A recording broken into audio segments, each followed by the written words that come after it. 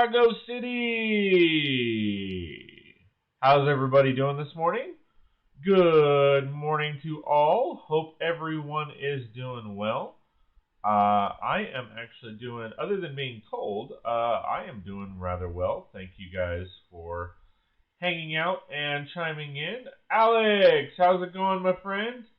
Thanks for joining us. Hold on. I forgot to...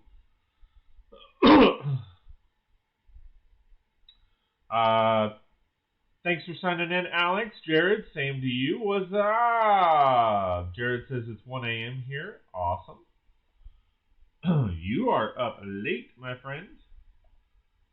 Hope you are doing well, though. Hope you both are doing well.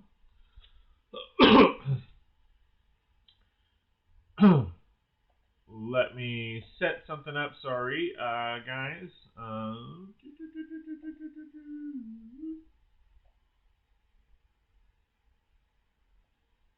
We are going to be finishing Ninjago City Gardens. Oh, post.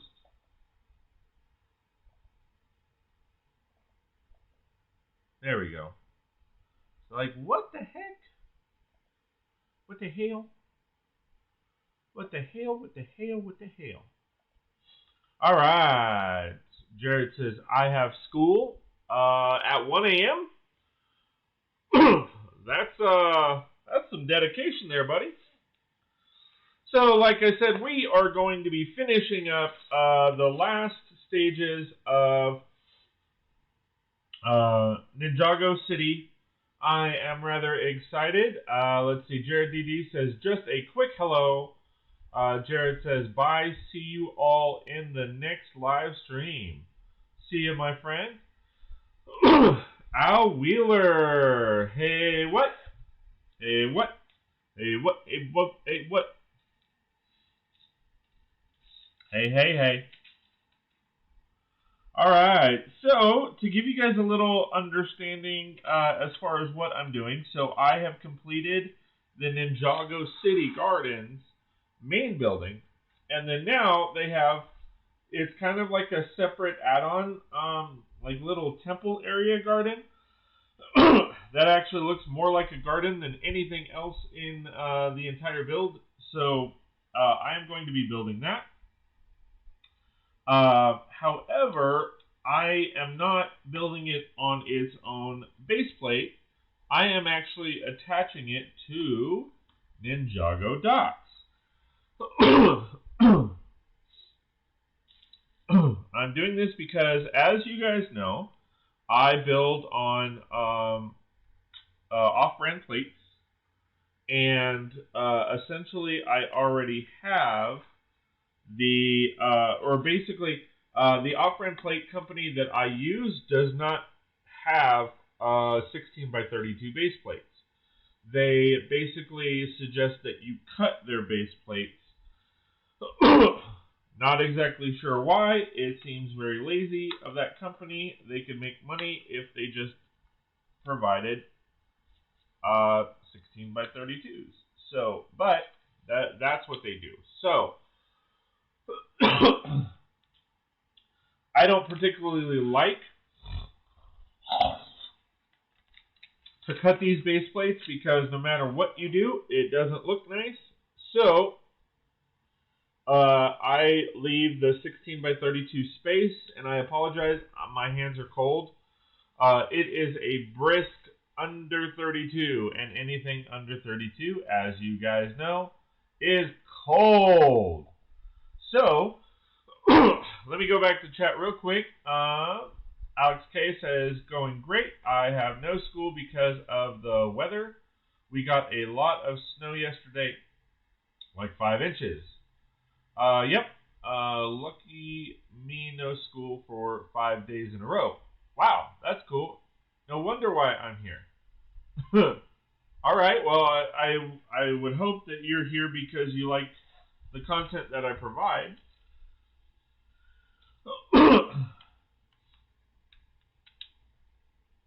All right. Oh, music time. Music time. Music time. Oh.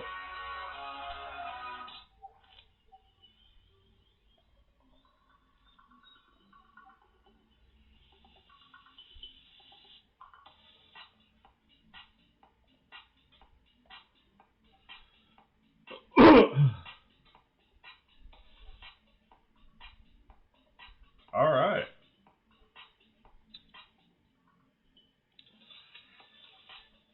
All right. So let's build this bad boy out. I am ready to build. If my hands will work.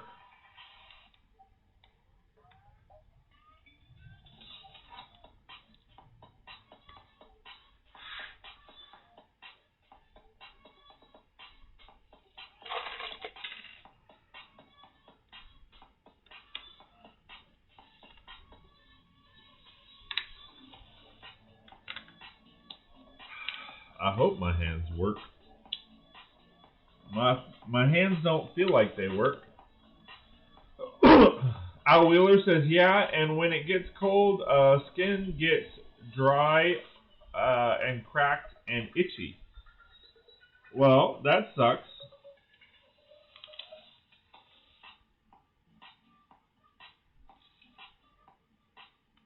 Yeah, that is no bueno.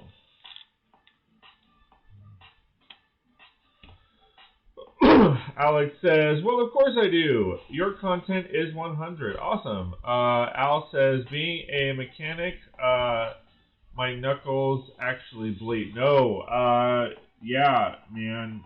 I totally understand that. I am not a mechanic myself by any means.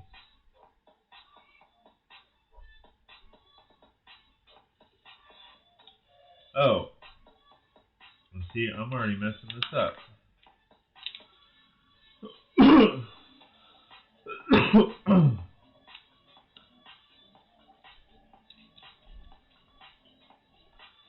No, my hands get pretty crackly themselves. So although I'm not a mechanic, I totally understand.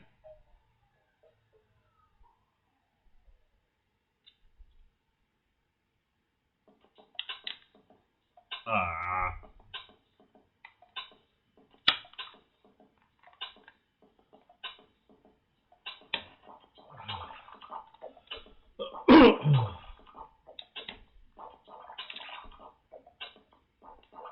I find it. I put hand lotion on, then fingerprints on the Legos.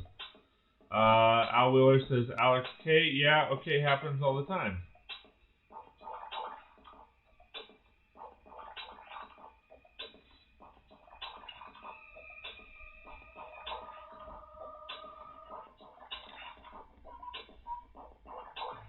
It's like I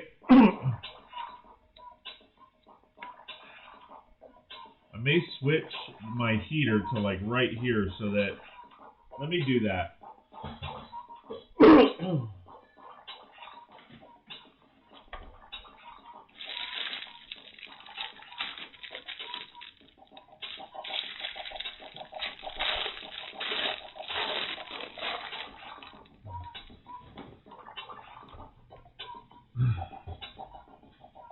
So it keeps my fingers warm.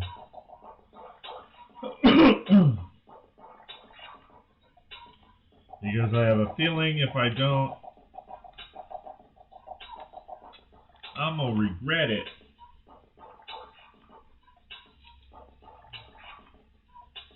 Green separator.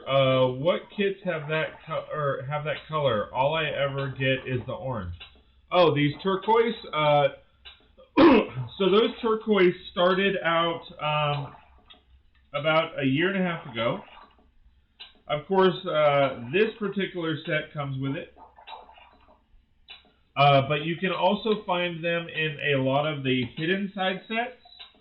That is when I kind of noticed them, is with the hidden side sets. So some of the bigger hidden side sets that actually come with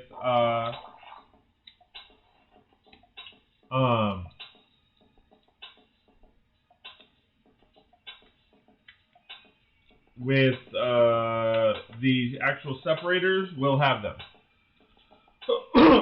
So if you get hit inside sets, Bob's your uncle. There you go. I also believe that we got them in the police station.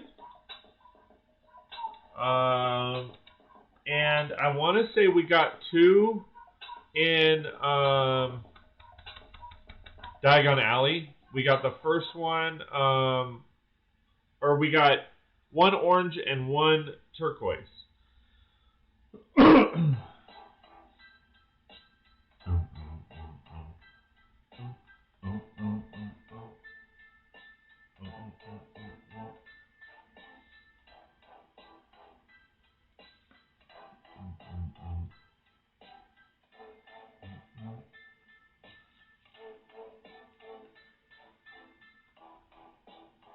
Alex says, I have a good question. Since you build your Lego buildings on a strictly bricks base plate, where do you put the Lego base plates?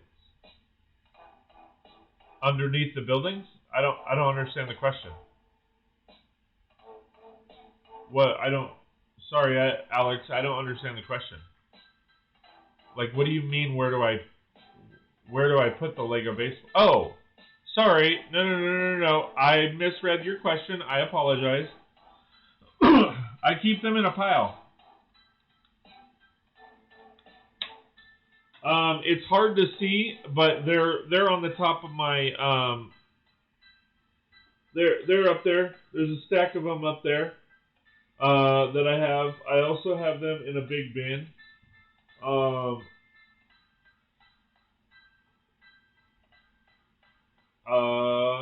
Yeah. So there's a bunch up there. There's a bunch inside those sets, but I have a bin of them. Okay, I will see them once I open the Diagon Alley. You should see one turquoise one.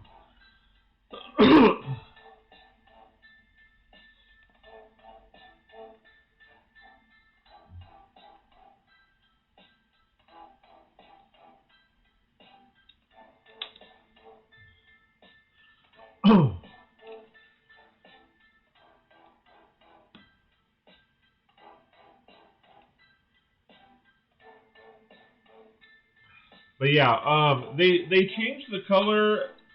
I want to say about when I noticed it when Diagon Alley first came out, or not Diagon Alley, when the Hidden Side sets first came out, I started noticing them. And I mentioned, like, I was talking to one of the Lego store employees, and I was like, you know, hey, where did you get that? And they said that they were like, oh, well, I got this out of the Hidden Side set. I was like, cool.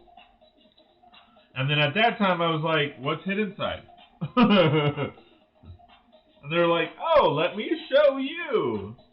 And I was like, all right, cool. So Al Wheeler says, coffee break time. Sweet.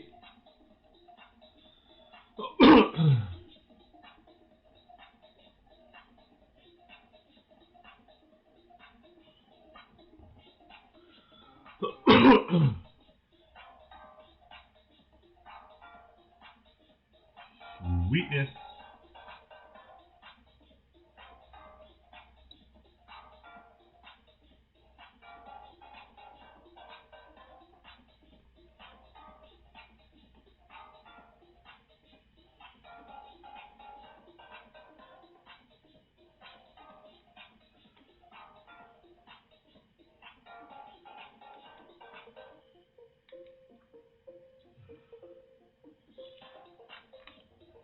Sorry, I just realized this wasn't in frame.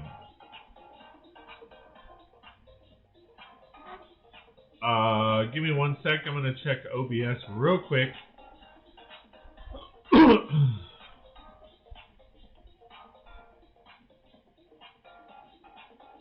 There we go. Alright. I just want to make sure you guys are seeing this. Let me scoot this back.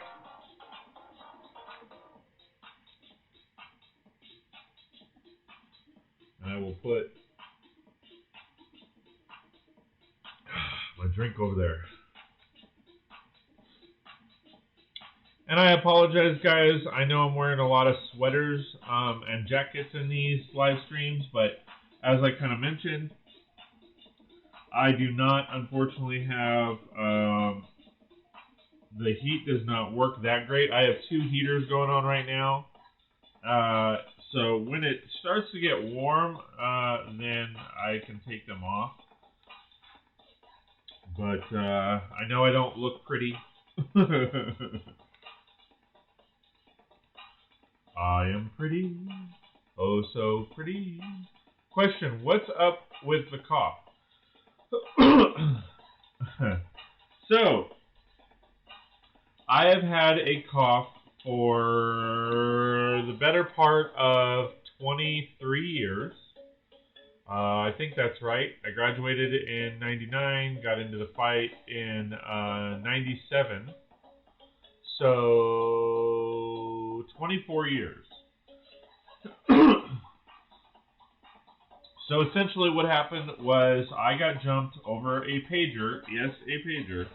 I got jumped in high school, my sophomore year. I had a pager on my pocket. Guy came up behind me and stole it.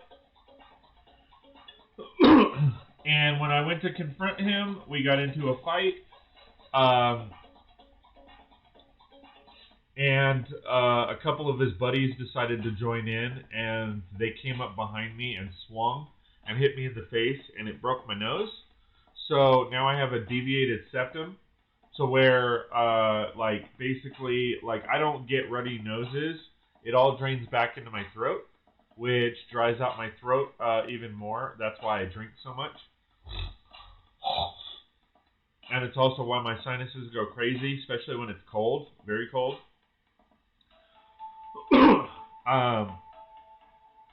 So basically it dries out my throat, which causes me to cough.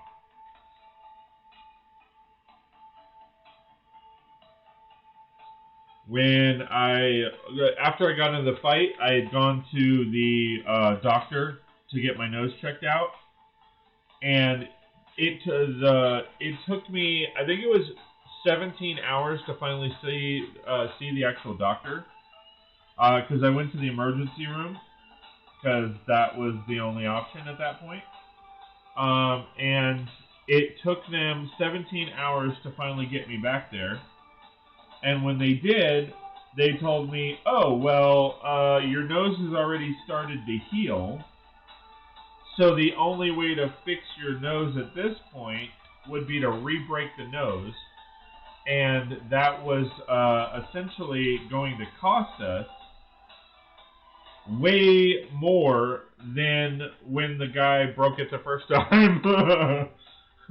And it wasn't going to be covered with insurance, because we had, we didn't have good insurance at the time. So yeah. Very interesting. Thanks for being authentic. No worries. Like I said, I'm a very honest and upfront kind of guy with most things. If you ask for my social security number, I'm not going to give it to you. But for the most part, I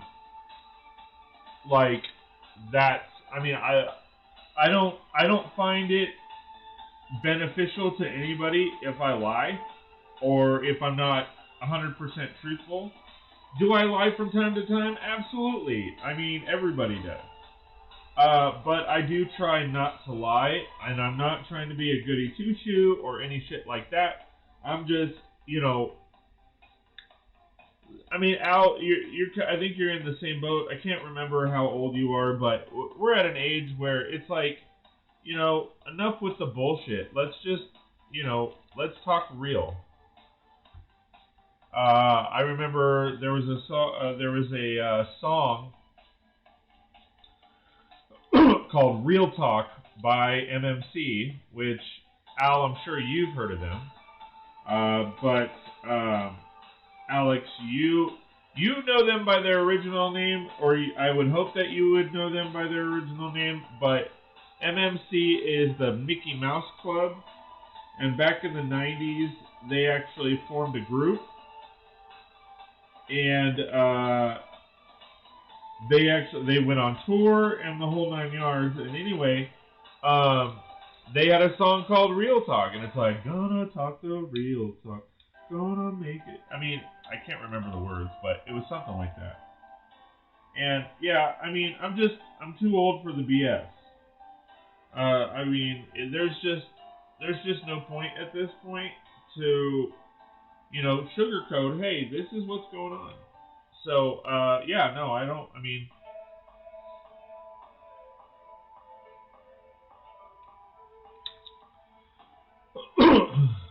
Alex says, because he got bullied when he was in high school, and then a guy fighted with Scott, and then his buddies came and broke his nose and throat, and then his throat gets too dry and he coughs. Well, there you go, Al. There you go.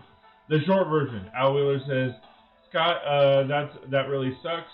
Sorry you have to live with consequences of that. Yeah, it happens. I mean, Alex says, I asked the same question not a long time ago. Yeah. Al says, yeah, sorry I missed the question before. Alex, no, you're good. You're good, dude. I don't, even if people have asked me the same question 5 million times, Alex, no, I'm kidding. No, I don't mind answering. I mean, because as you just pointed out, sometimes, people weren't a part of those streams. Some people, may not have been subscribers at that point. I was told specifically, like, if you're going to become a YouTuber, you need to have thick skin, and you need to be able to understand that you're going to get the same questions over and over again, and it's not, and it's just a matter of, because you have new people that come into your world, and they don't necessarily know you that well. They don't know that you that much, and these are on this. Alex K, I feel bad for Scott because I think if I can remember that those people did not go to jail, but I don't remember everything, so you can add to that, Scott. Yeah, so it's not that they didn't, so did they go to jail? No. I did file a police report, though, and they were removed from school for a while, but they did eventually come back. Alright, so I'm missing... Okay. Sorry, I gotta get back on track on this, because I was... So yeah, we filed a police report, we filed an incident report,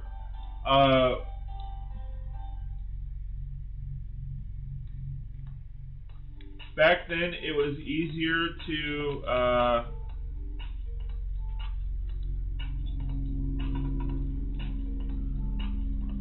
sorry, there's like a helicopter going overhead right now.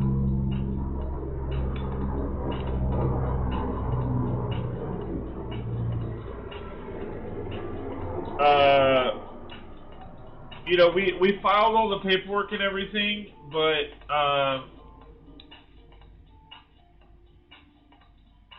they never, I mean, it was basically, because he was a minor, it wasn't, we didn't find the other guys that came up behind me.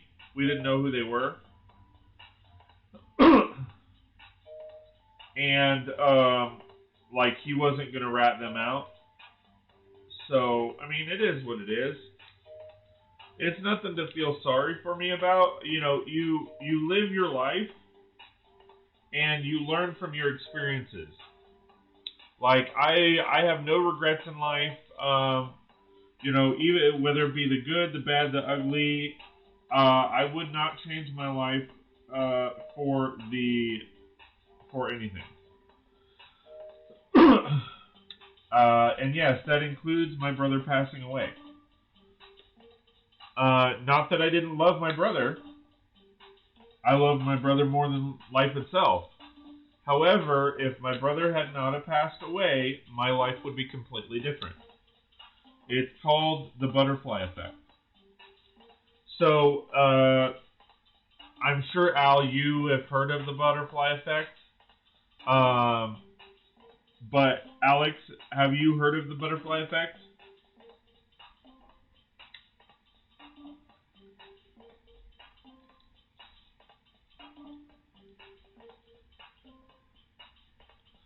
Scott, it's crazy that you got bullied in high school and then they broke your nose and made your throat get that dry and cough all the time.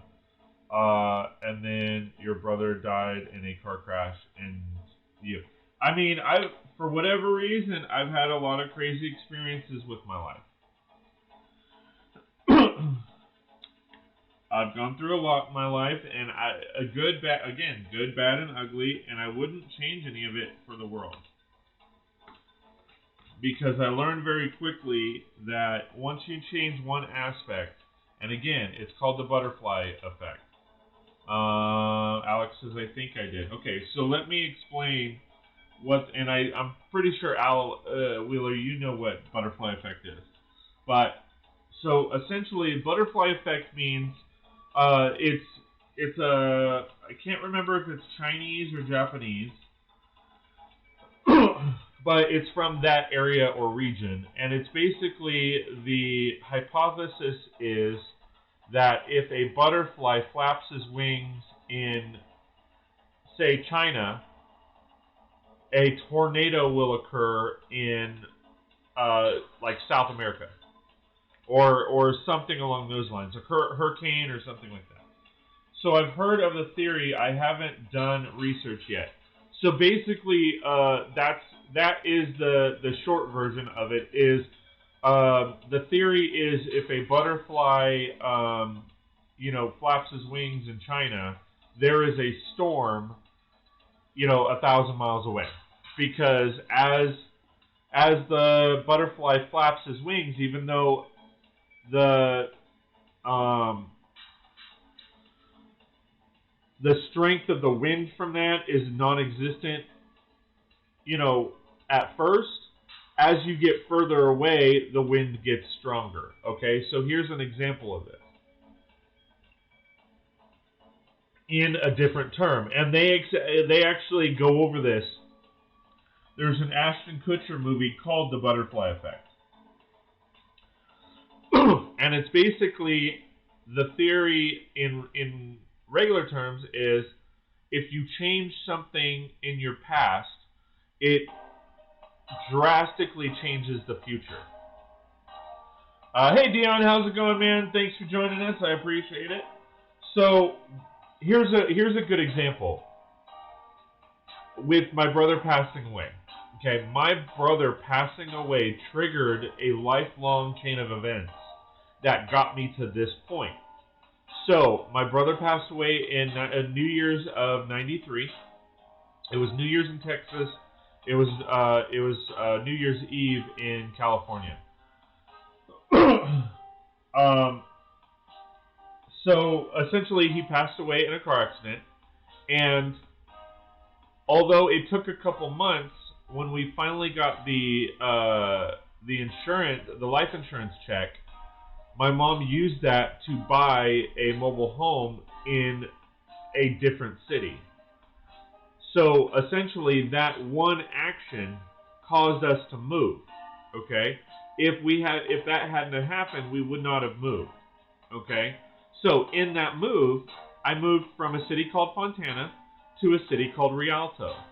Okay, where I eventually, I went to Rialto High School, and that's where I got jumped and I got my nose broken.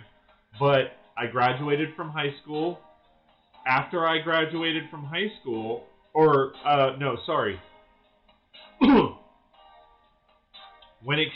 my brother passed away, along with us moving, it drastically affected my mom's work because my mom went into deep depression and stuff. So my mom's company at the time, called McDonnell Douglas, was going through some hard times. They sold to a company now called Boeing, and they moved everyone back to Texas. And I explain this because I'll showcase why I'm saying this. So when they let my mom go, okay, they pink slipped everybody. They let my mom go, and by law at that point they had to train her, or they had to pay for her to go to school to be retrained to be an MA X-ray tech or go into the medical field. So if my brother had not have passed away, my brother was in Texas when he passed away. They were shipping everybody to Texas, to their plants in Texas. They were having everybody move out.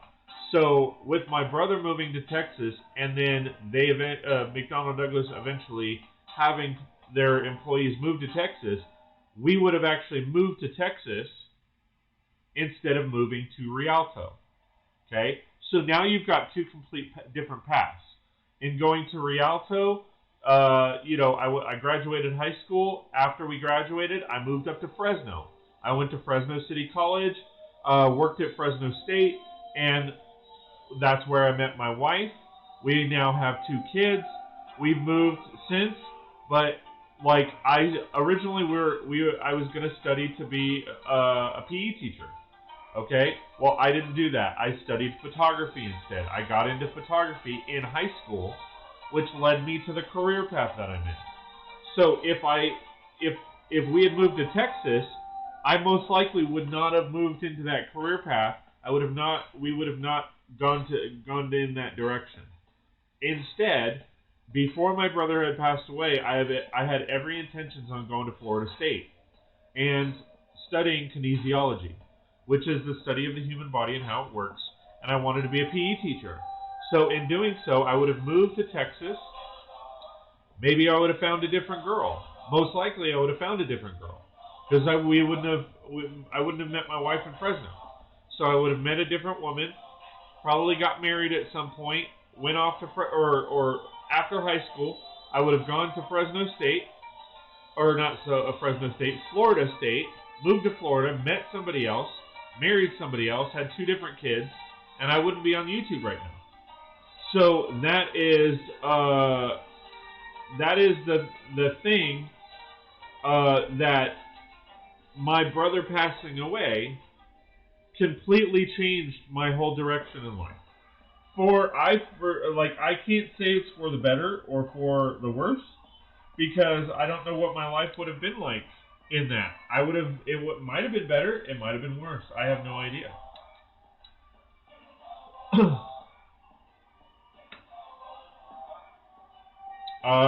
Let me backtrack. Getting deep and profound today. Dion says, I showed up at a good time. We are discussing casually. Alex says, it's crazy. Wait, hold on. It's crazy you never gave up on life even though you've been through the hardest part of life, and I can agree that being a preteen and a teenager 11 to 18 is the hardest years of your life. It can be. Alex Gay, hey Dion, yeah, we are getting deep. Of Scott and others, respect, man, Al Wheeler says. Dion says, every day is the hardest day of your life. We all have a path that is totally mutable.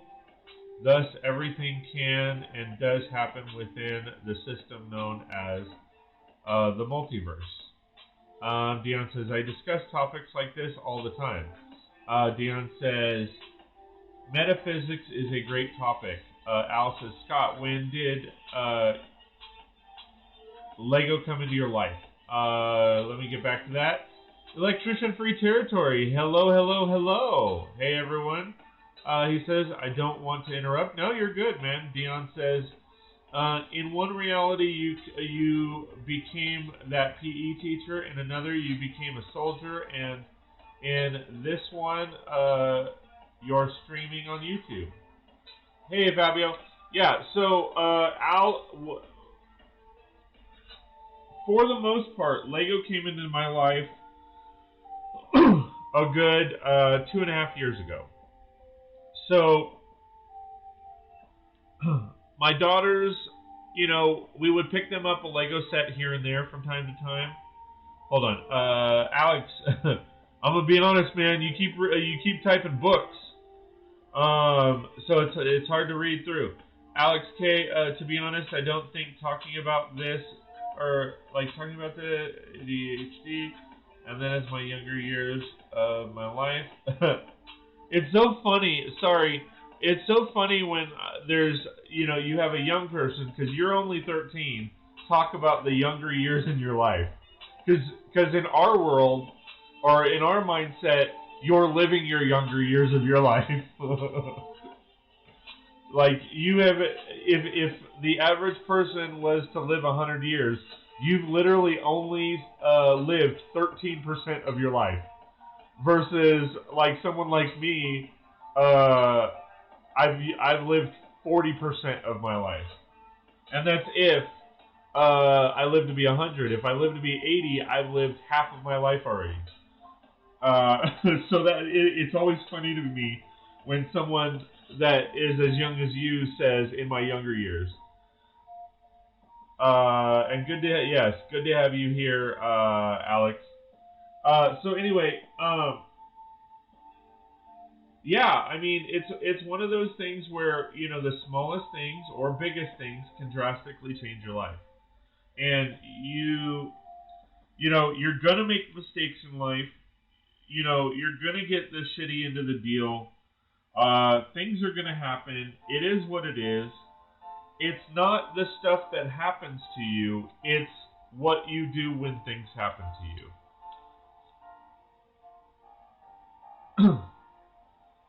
It's what you do. It's like the old saying. It's what you do when you fall that transitions you to be the person you should be when you get up.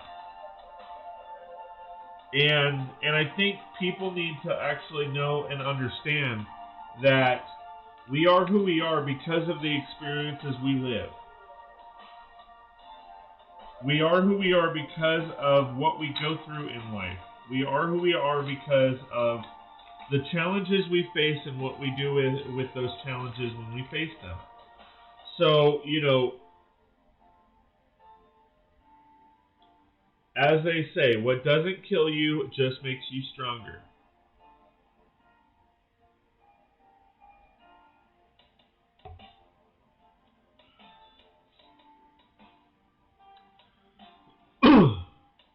And I honestly don't think people realize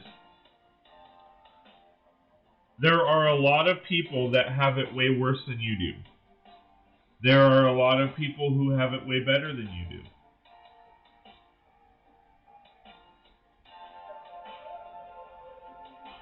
There are people who have it the same as you do.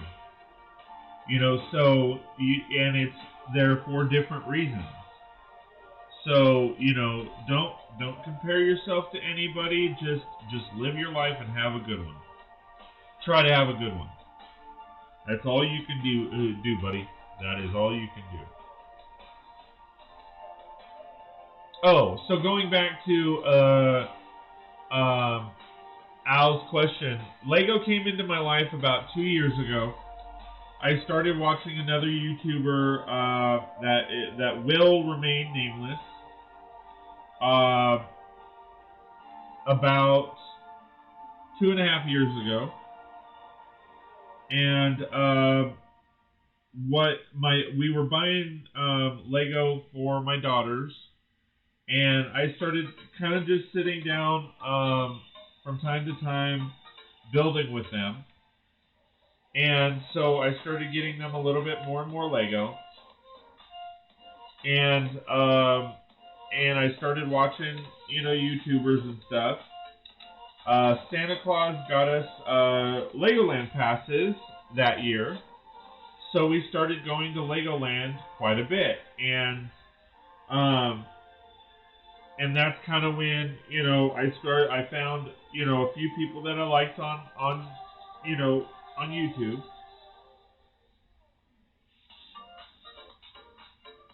Sorry, I'm trying that. Okay.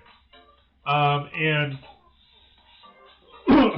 my daughters kind of really got into Lego. I started really getting into Lego because I saw what people were building.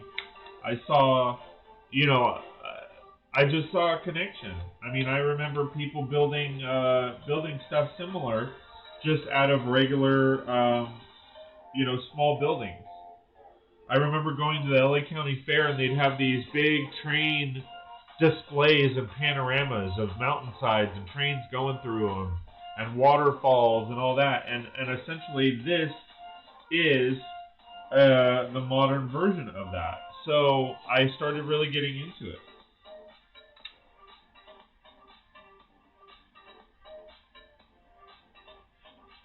Uh, Alex say, but I am saying my child life, not my teenage life, Dion. But you can say my younger years. You are an adult. Yeah. Cause and effect. Absolutely. Al says, that's why Lego is so popular right now. Building is therapeutic. Absolutely. Dion says, live and let live. This is an important statement that defines how I survived my youth. Absolutely. Alex says, we love you, Scott. Al says, that's awesome. Absolutely. I mean,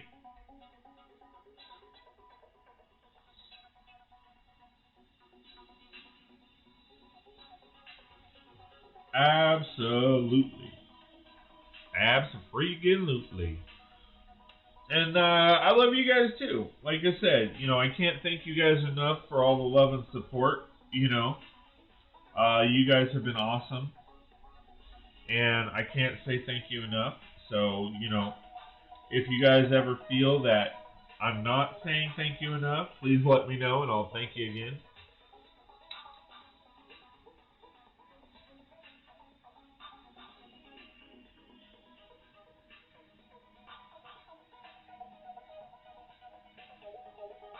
Uh,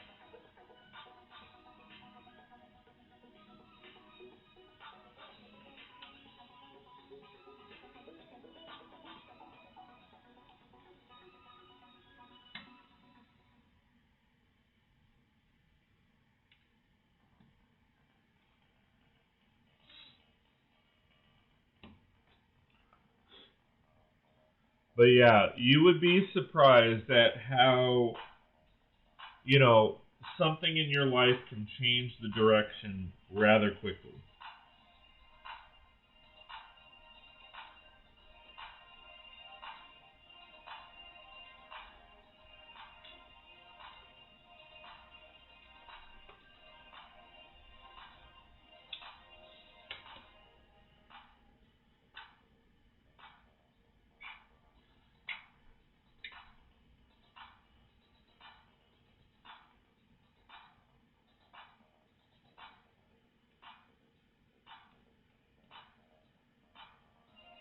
I mean, because yeah, like I said, if my brother, going back to my brother conversation, I would never have met my wife. I would have never had my two daughters. I probably would have had two daughters, but they might not have been the same, or they probably wouldn't have been the same people. Wait, is that a good thing or a bad thing? Not kidding.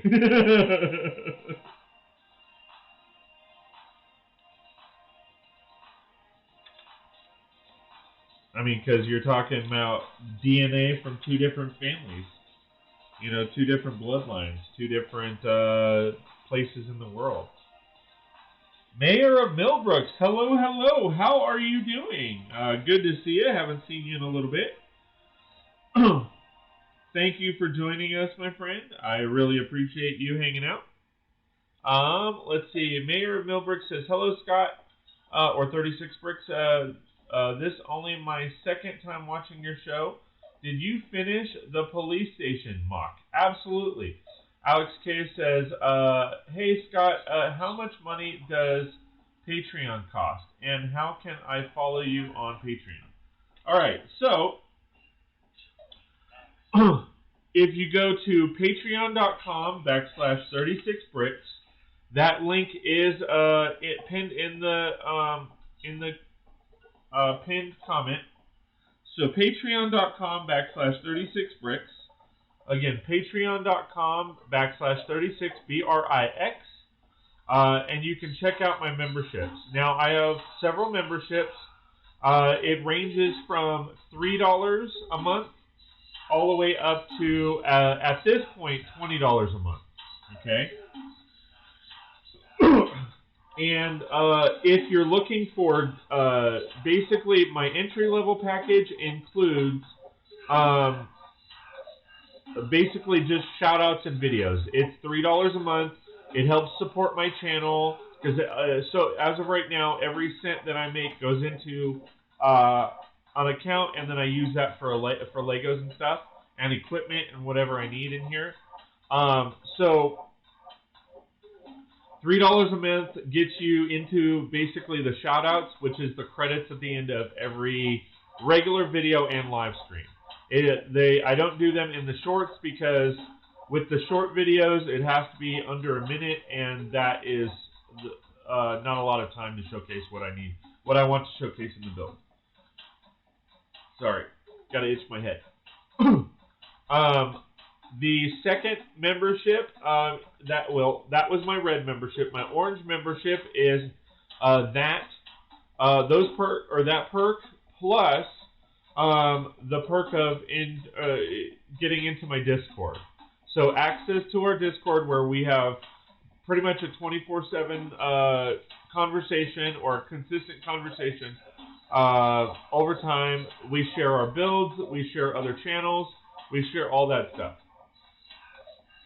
Then for $10 a month, it's all of those perks, plus we do a 1 hour once a month we do a 1 hour meet and greet. It usually goes over, or it did last time. A 1 hour meet and greet. It's virtual, and it's just with myself and the other members of the yellow membership.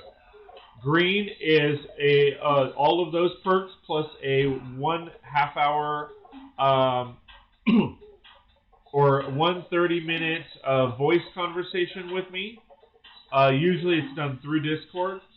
And then the blue package, or blue membership, includes all that, plus a 1 hour one-on-one live, not live stream, 1 hour meet and greet with just the two of us.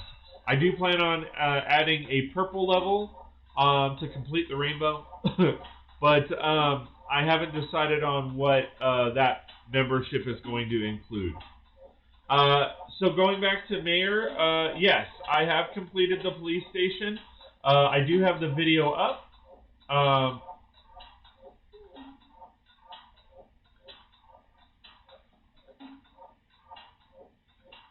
Yes, I do have it up, and it's a little hard to see. Let me go to OBS so I know what I'm showing you, but that's it right there. That is the build right there, and once I get this done, if you stick around to the end, I can show that off real quick. But I want to get this build done because I'm on the verge of finishing, if that's okay. Alex saying yes, I finished it, and Alex saying shoot, I can't have it since it's not free. Yeah, most memberships unfortunately are not free. And it does go towards helping me and my channel. Right now, I'm pouring every cent that I get from memberships and all that fun stuff goes right back into my channel. So, you know, the more people that, hold on, the more people that are a part of my memberships, the more money that is donated to me, and the more I basically give that back to you guys in the form of more content. So,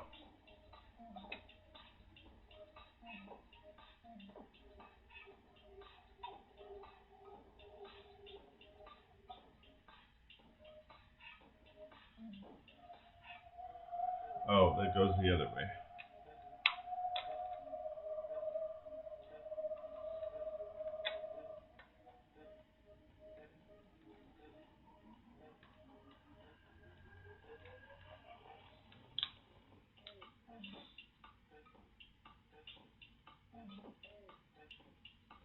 And it's green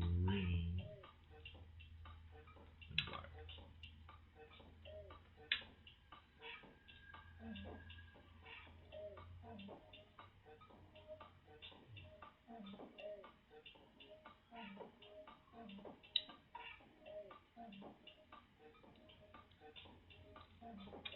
It shouldn't be like that, but whatever.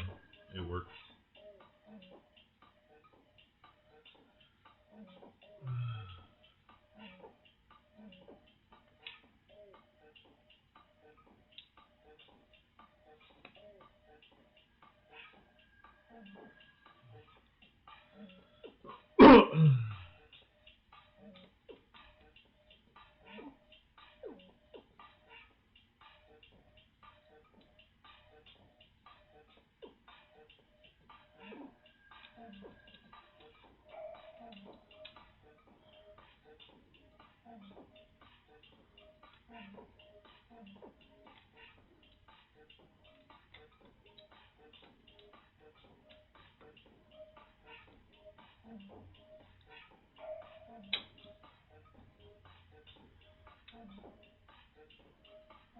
All right. So, other than the pins, which I don't put in,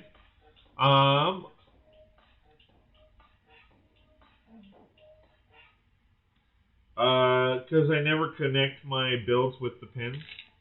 But so far, so that is bag number 23. Moving on to bag number 24.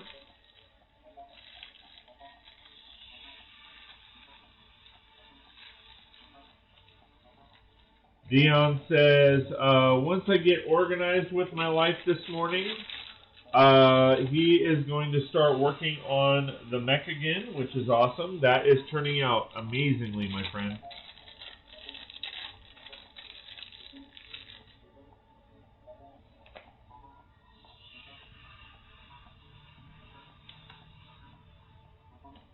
See, this one should go pretty fast because it's a lot of, essentially, it's a lot, wait, what?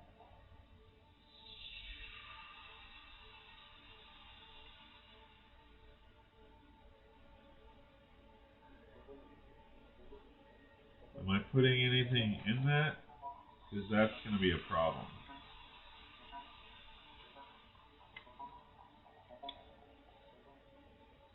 Yes, I am. Shoot.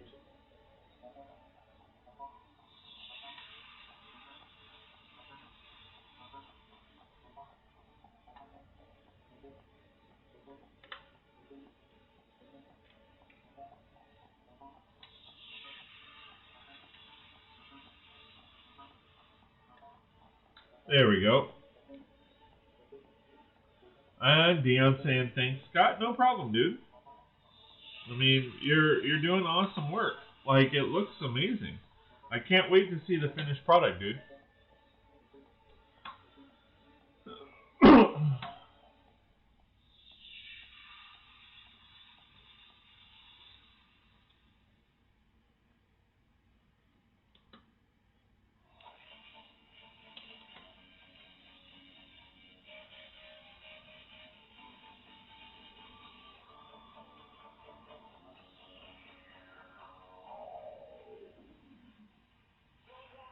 Oh.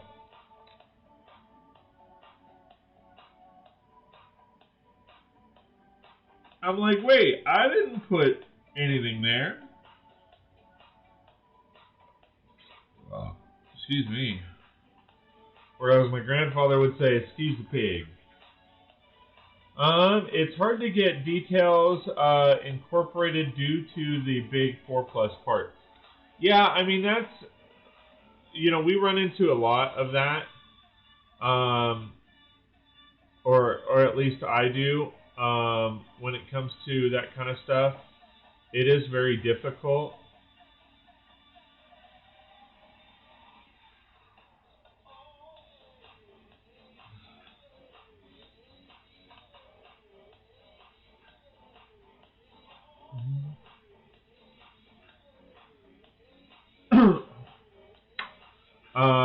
Especially when you're dealing with those big parts. That's what she said, right? It's hard to maneuver around those big parts.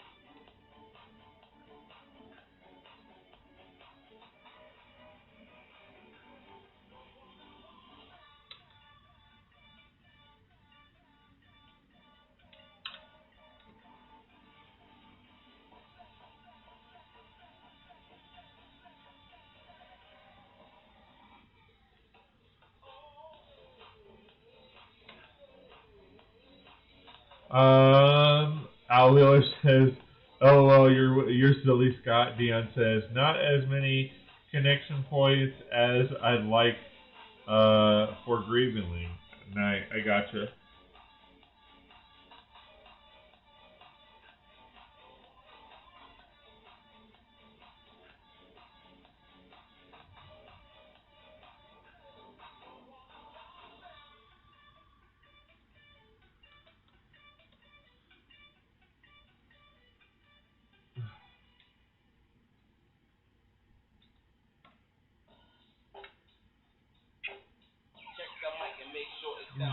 Boy.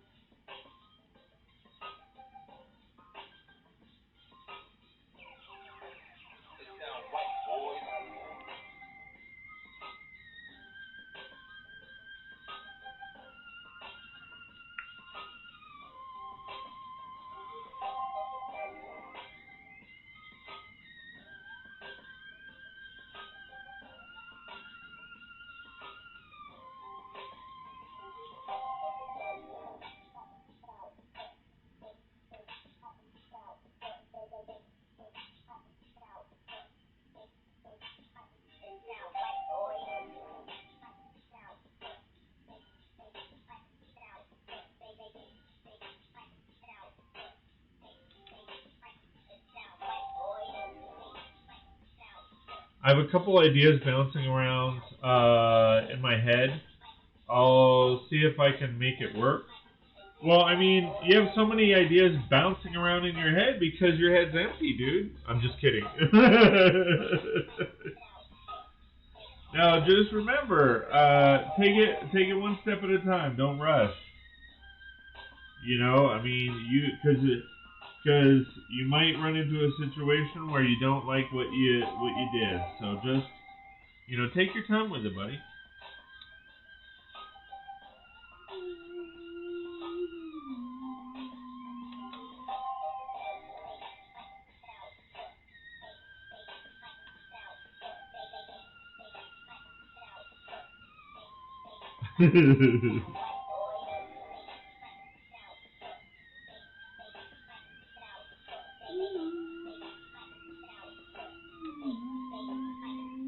Right, boy.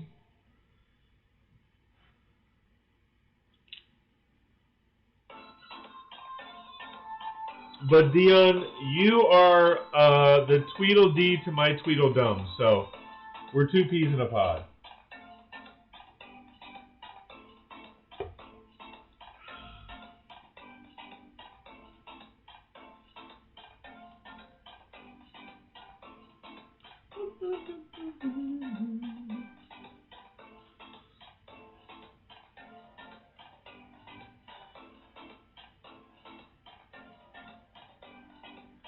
That's fine. I've rebuilt it 5 times so far, although it doesn't look like it. I mean, look at what I've done with my hospital. I've done the same thing with my hospital, buddy.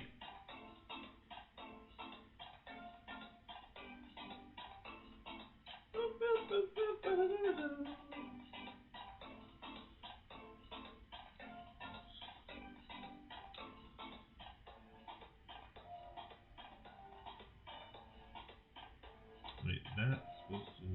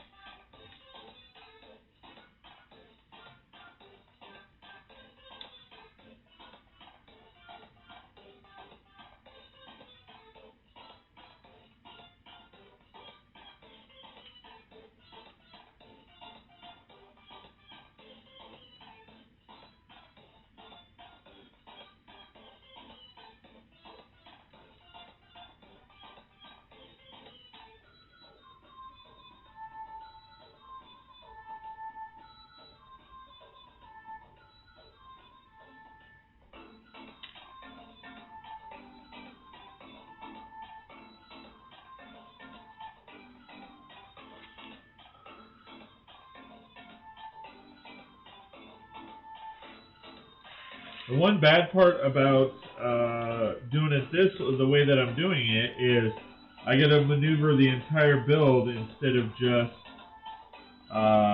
the small build. So I got to work around that section, which can be a little hard. That's what she said.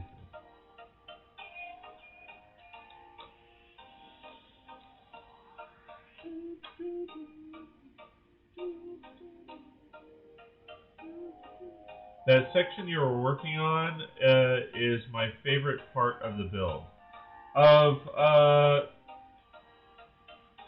It's the favorite part of Ninjago City Gardens. I absolutely agree. If that's what you're referring to, I absolutely agree. It is the only thing to me that actually resembles any kind of garden.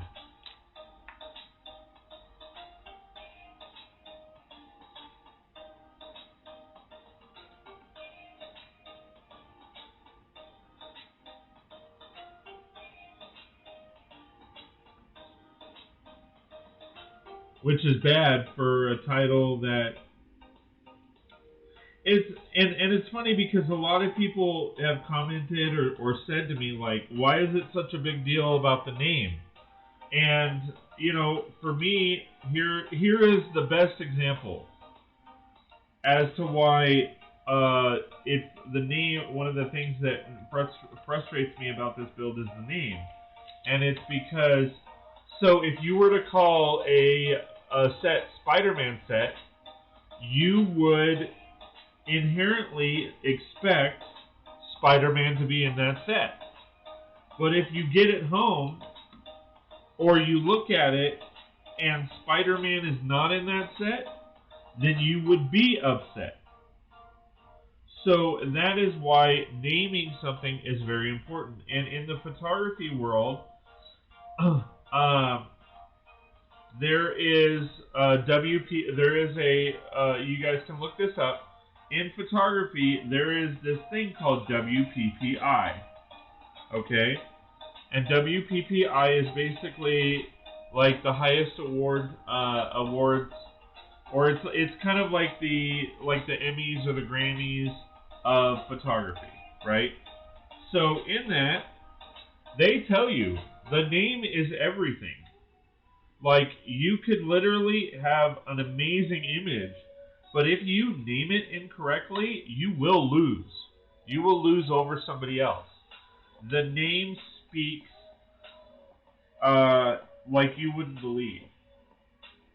So when you're talking about naming something, the name of something, especially a work of art like these are, matters, and it matters a lot because it gives you the first impression. Dion says that's what I think too. It's the only part that looks like a garden. Absolutely, it's the only section that really looks like a garden. And so, when you're talking about naming something and you name it incorrectly, it can do a lot of damage. It's something that can hurt. Like I said, and when you win WPPI, not only do you get that street credit, but you get money. You can, and when you win WPPI, it opens a lot of doors. It opens a lot. It opens a lot of opportunities.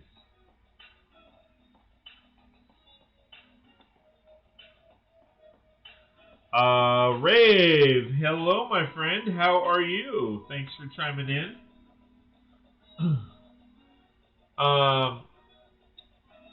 I may connect with you this afternoon because I'm looking at StreamYard.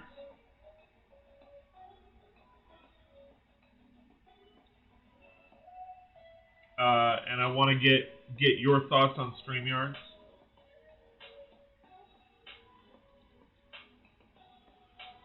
And Rave asks, what would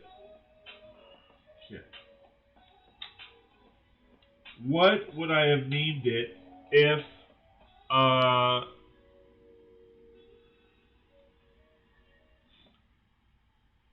what would I have named it if it was up to me? I mean, obviously, Ninjago City 2.0 is a stupid name, but I would have called it like Ninjago Village. That to me that it speaks Ninjago Village or Ninjago Tower because there's a huge tower on the top. Something along those lines.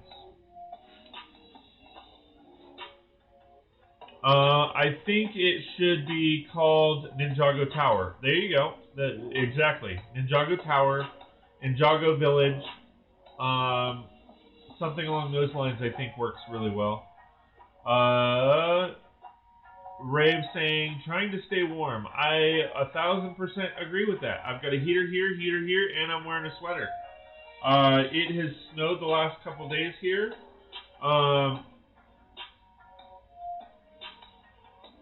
And I mean, it hailed yesterday.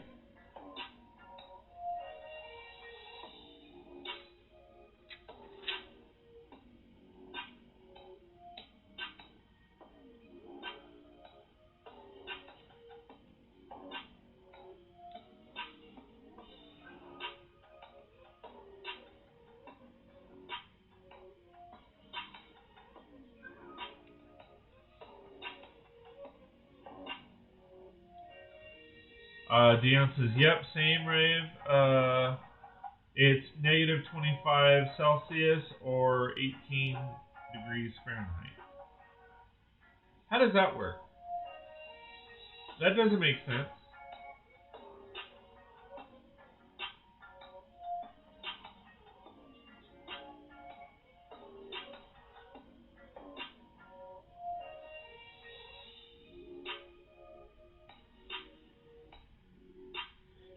How is it negative 18 degrees Fahrenheit, but also negative, like, that translate into negative 25 degrees Celsius? That the math doesn't add right, because it's my understanding like 0 degrees Celsius is like 32 degrees Fahrenheit.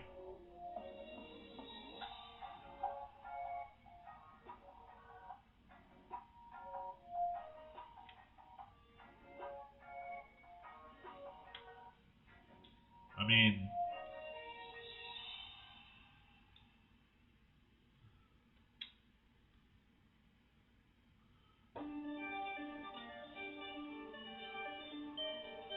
it is correct. I checked my thermostat. That's just weird. I mean, I'm sure you're correct. It's just weird. Let me see.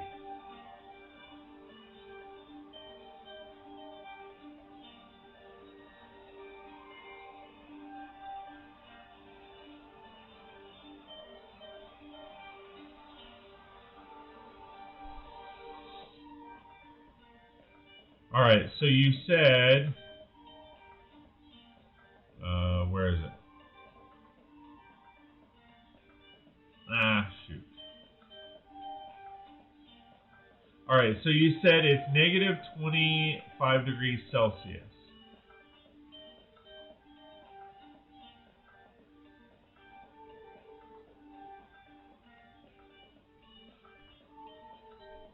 How do you do negative?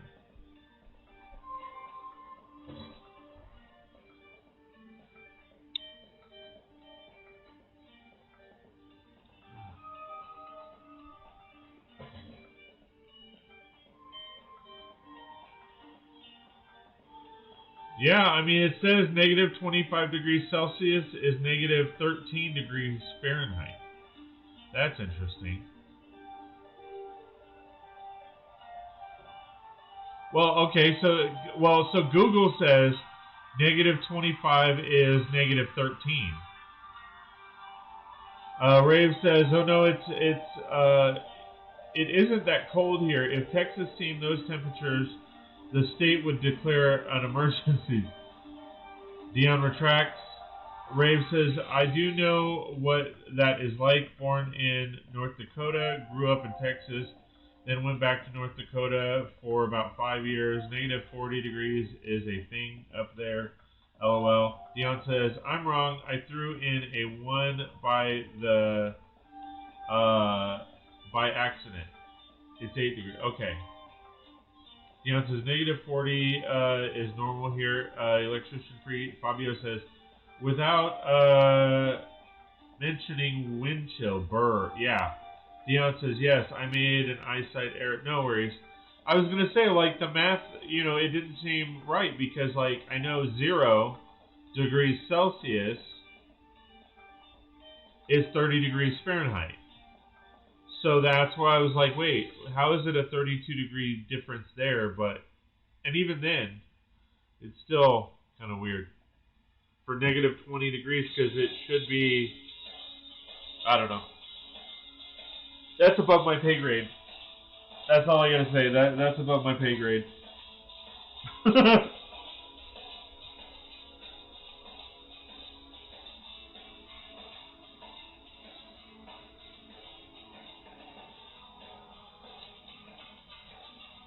That is above my pay grade, friends.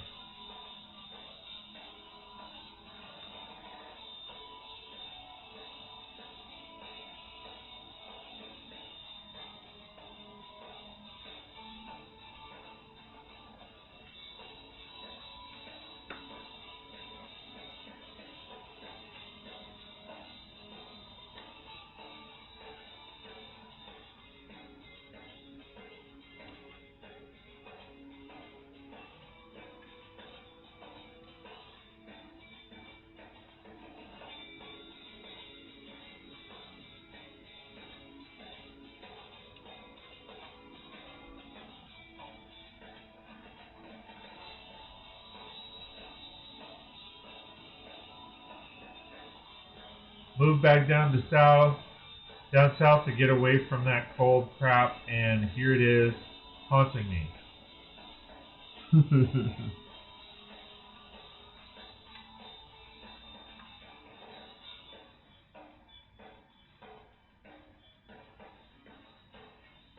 I mean, here's my thing. I don't mind the cold. I'd rather it be cold than hot. The reason why is because when it's cold, there's only so much you can take off.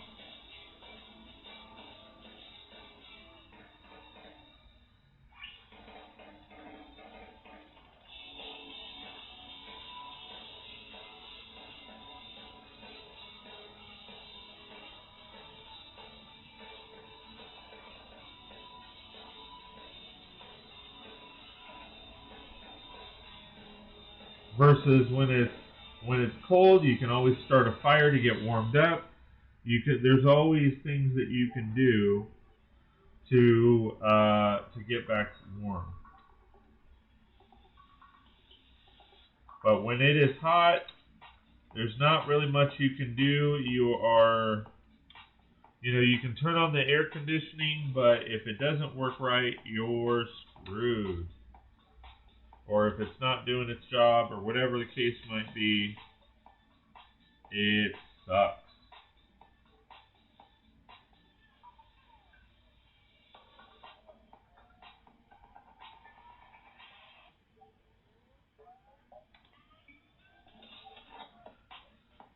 For me, I wish there was more snow in that. I wish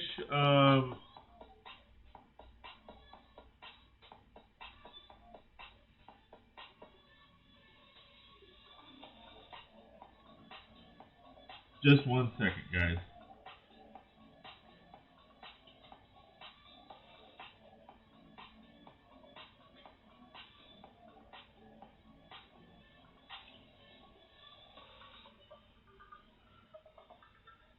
It's hard to see the point of reference.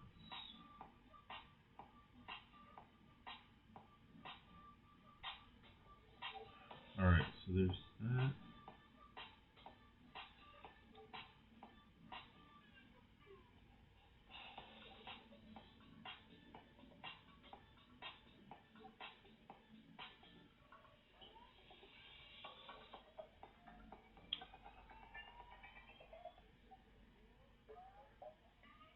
Alright, I think I got it now.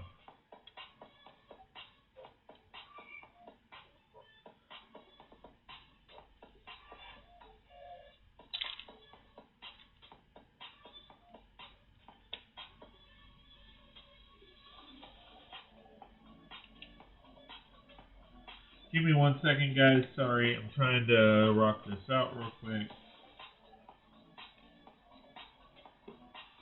Doing pretty good. I only have the 2 remaining bags after this.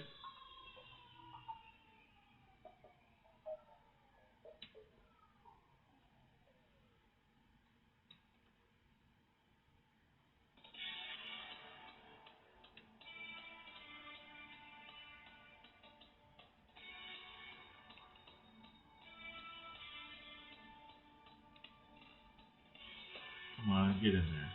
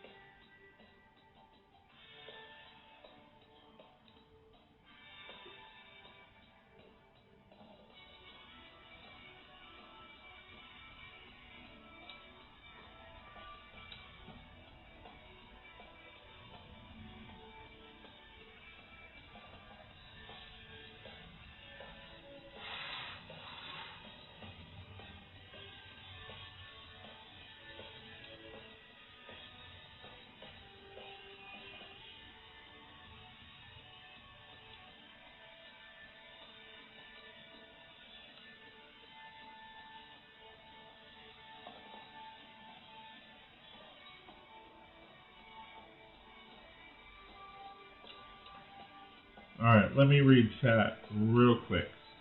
Again, sorry guys.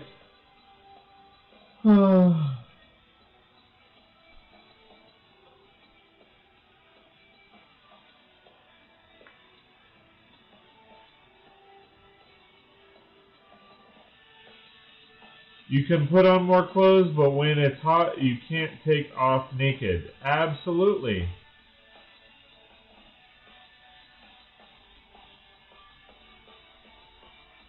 Oh, I missed a lot.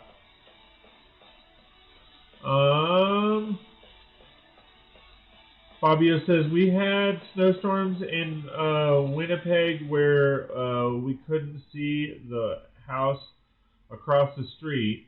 A few seconds outside equivalated immediate frostbite. Wow. Al Wheeler says, the best part of negative 40 degrees Celsius is when it's negative degrees it feels, is when it's negative 25, it feels warm. Rave says, you mean when it's hot, there is only so much you can take off. Absolutely. Rave laughing. Dion says, you can put on more clothes, but when it's hot, you can't take off naked. Absolutely. Fabio saying, snowdrifts reached roofs on some of the houses. Hold on. Here it does, Fabio. Rave says, I can handle extreme heat much better than I can do cold. Gotcha. Fabio says, here in Trieste, I'm not sure how to pronounce that. The main problem is the wind. The Bora reached, wow.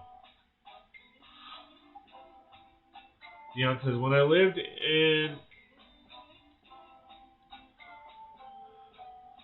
Killamutt, it buried the town with 30 feet of snow. The military came in to dig the town out. We were stuck in our home for 2 weeks, no water, no electricity. Well, technically you had water. I mean, you can go out and grab snow and melt it.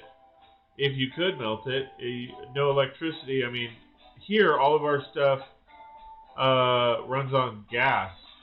So as long as we have gas, we're fine. Or wood, and we have enough trees on our property to sustain us for a little bit, if that happened.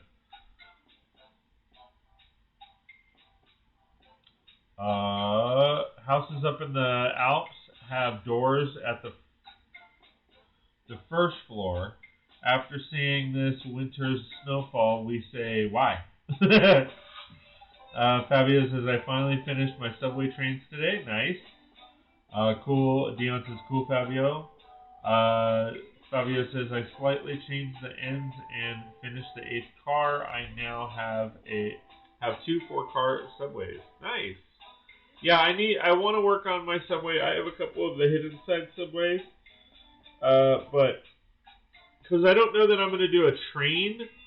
I have 2 passenger trains, but I think I'm going to make those subway passenger trains instead of the other.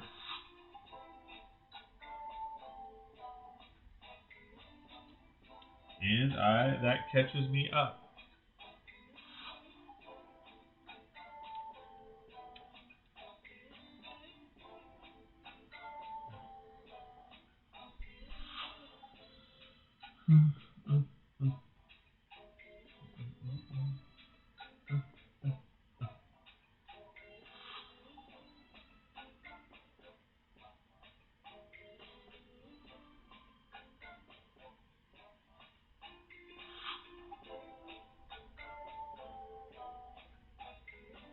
Ah, crap, I put that on the wrong side. Let me take this off so I can get in there.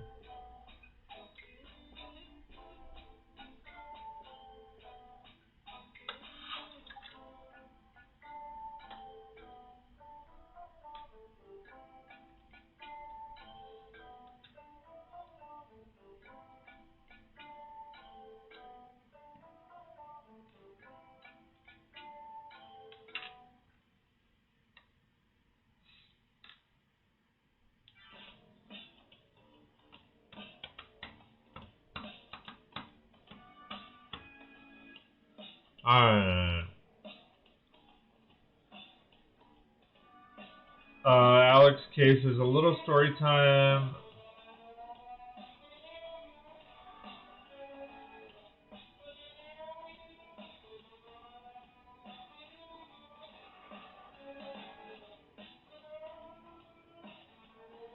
Hold on.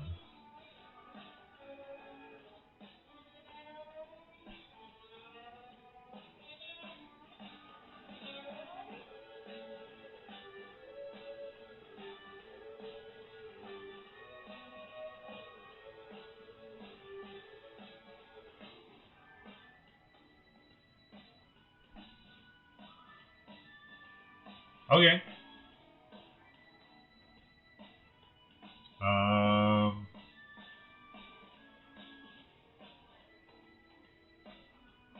Alex says basically, when he was in Zurich, there was a pilot that said it was 10 degrees, but Alex didn't realize it. They said, or they meant Celsius. He thought it was Fahrenheit and thought it was warm.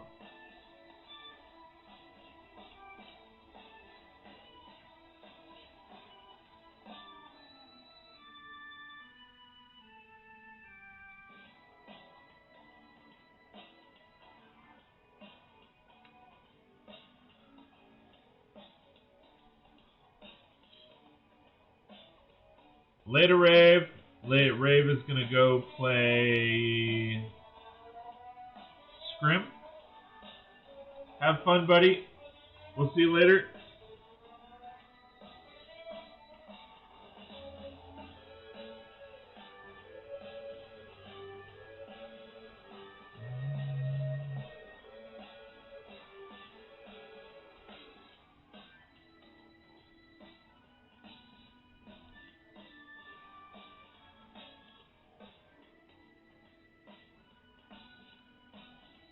Alright, let me see. So I see those two over there.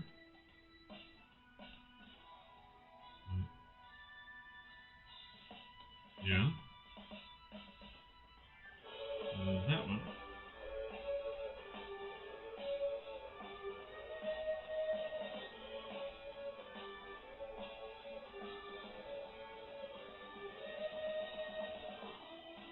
I guess those are extra pieces.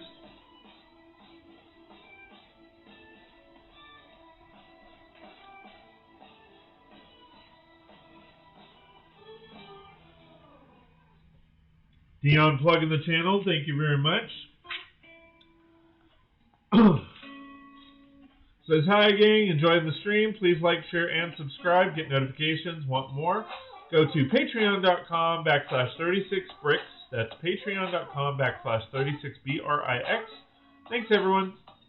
Rave says, I'm still around. Just have the stream on a different monitor. Sweet! Dion says, good. We thought we lost you, Rave. All right, bag 25.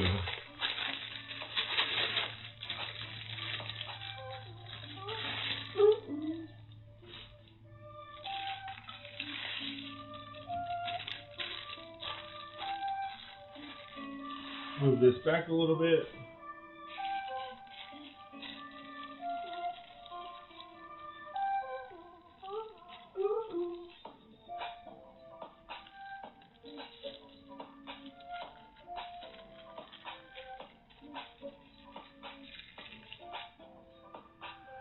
All right.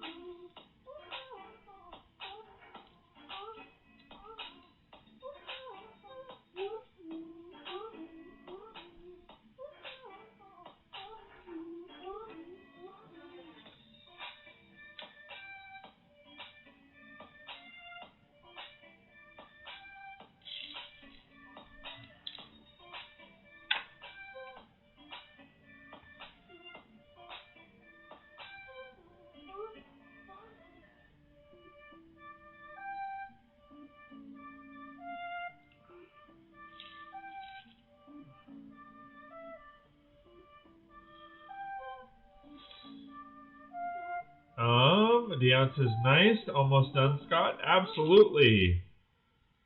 I've got this bag and one more bag left, and then finito.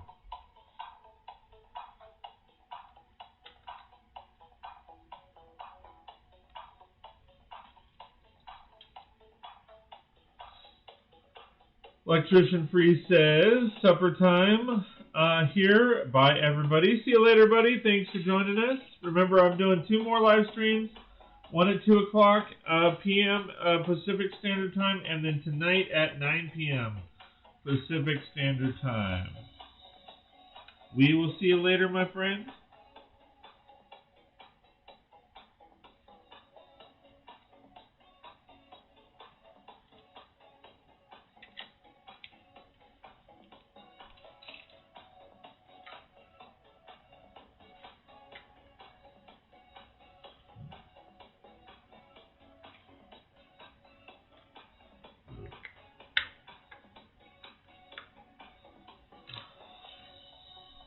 Thanks for joining us.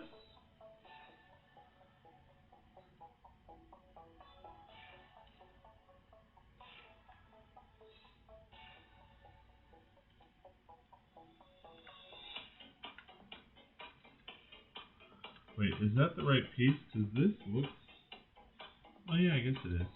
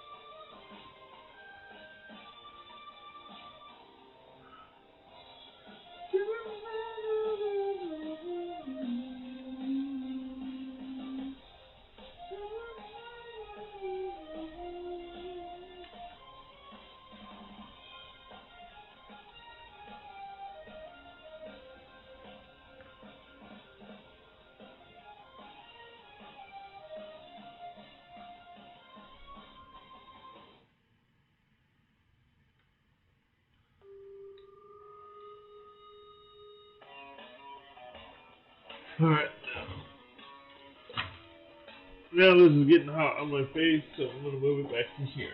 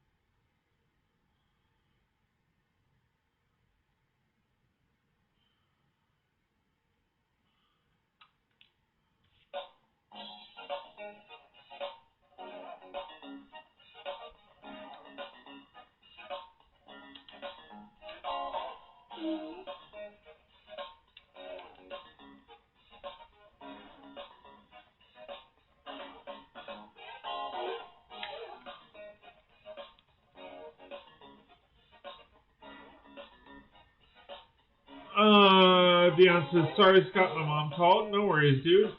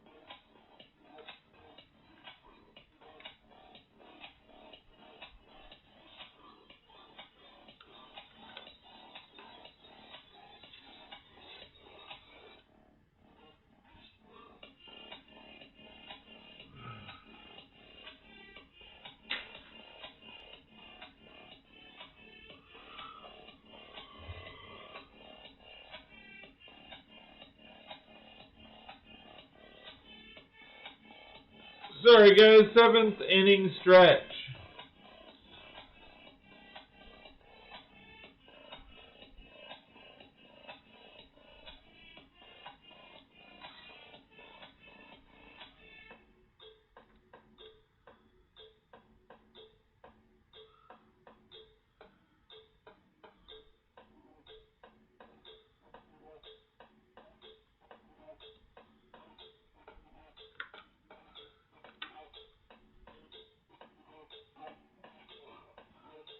Okay, got to get back to work. We'll see you later, Al. Appreciate you hanging out with us. I really do. We'll see you next time.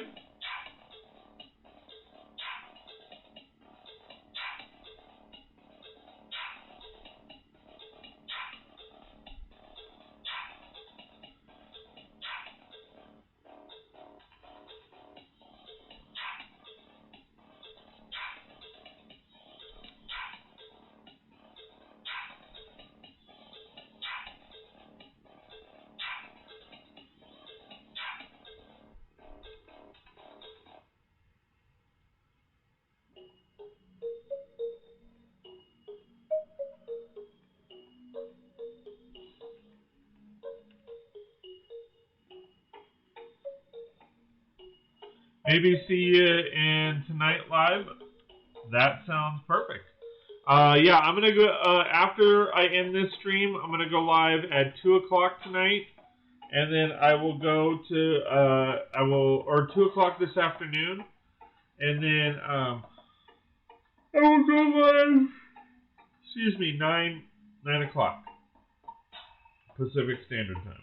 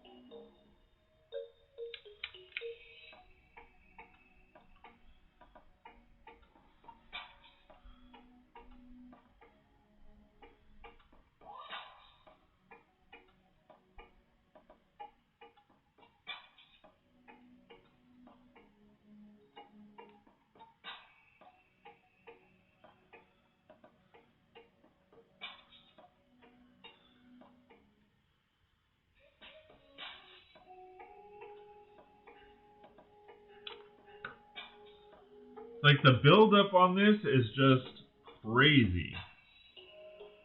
Because it's like literally layer of layer by layer of plates. I mean, it looks great in detail, but it's just, you know.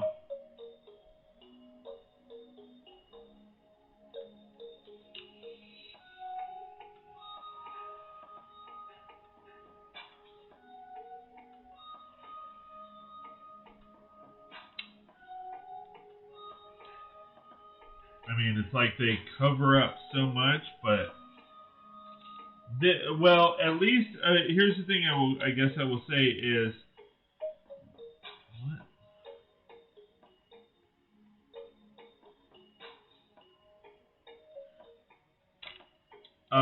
the one thing I will say is there's no details under all of this, so it's not that bad. Like with the actual building, like there's sewer pipes and stuff like that they just kind of put in there, and then kind of you'll never see it again.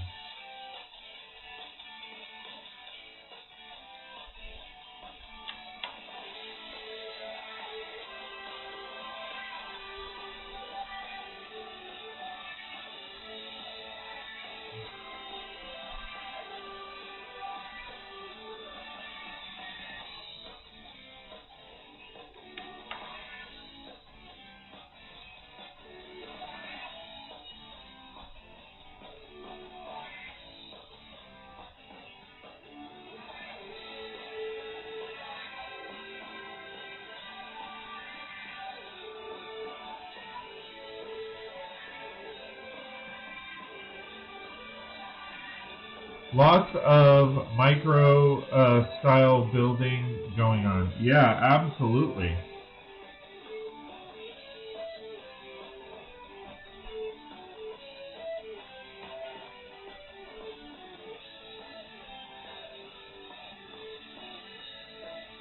And it's like you know, there's points where you feel like you're making progress, but then there's others that you're just not.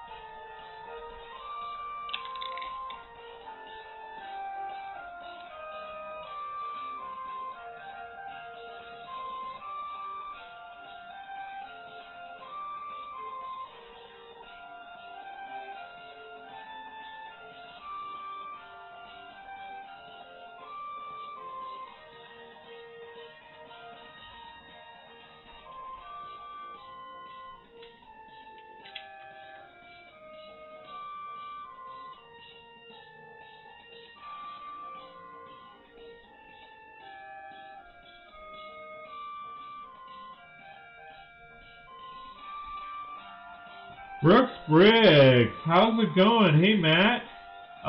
Hey, all just dropping in. A couple work meetings, but that's done for now. Awesome.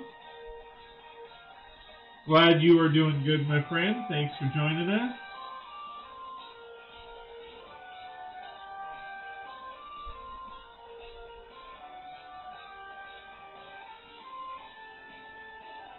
I would ask you how's your day going, but you said a couple work meetings, but that's done now.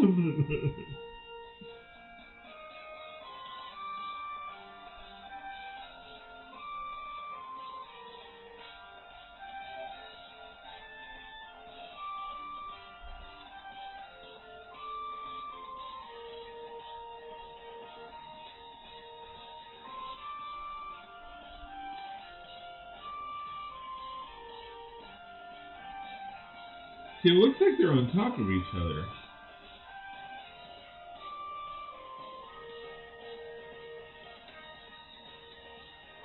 Yeah, I guess it looks. They are. I think it looks. I think that's it. All right. Go back to this. There's two.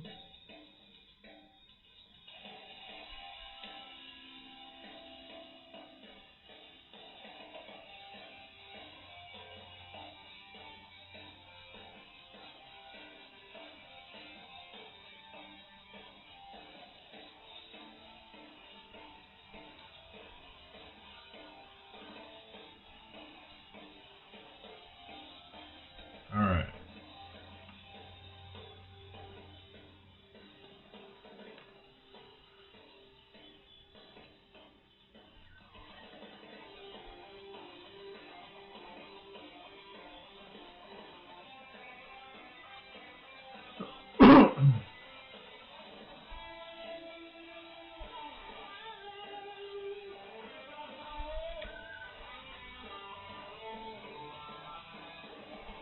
I feel like this part's gonna go like just kind of speed racer.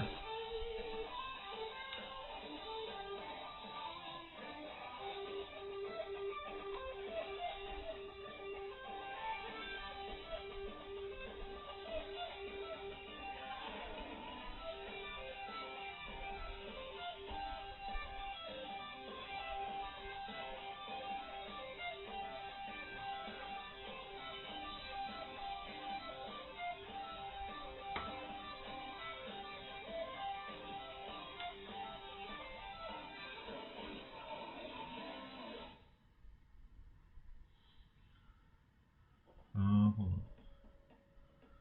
Ow. Son of a bitch. It's hot. Like burning my elbow over here. Man, Scott, apparently you do a lot of streaming when I am not around. LOL Part 9. Jeez. Well, mind you, the first 4 parts was during my 250 live stream celebration, which was last Wednesday. So, I mean, I do plan on changing like my live stream patterns up a little bit.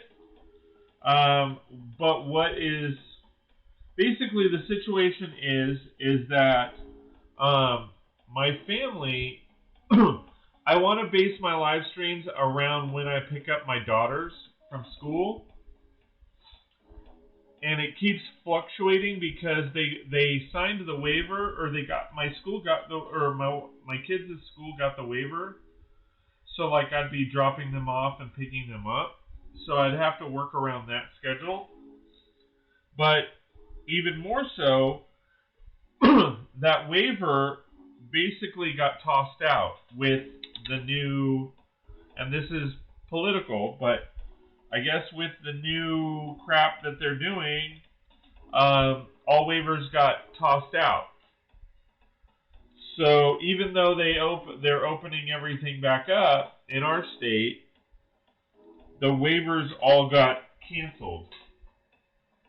And in like my wife's school, they had a meeting yesterday, and they flat out said, you know, prepare that we're not going back this year. So so it's a little difficult to plan things out and make those changes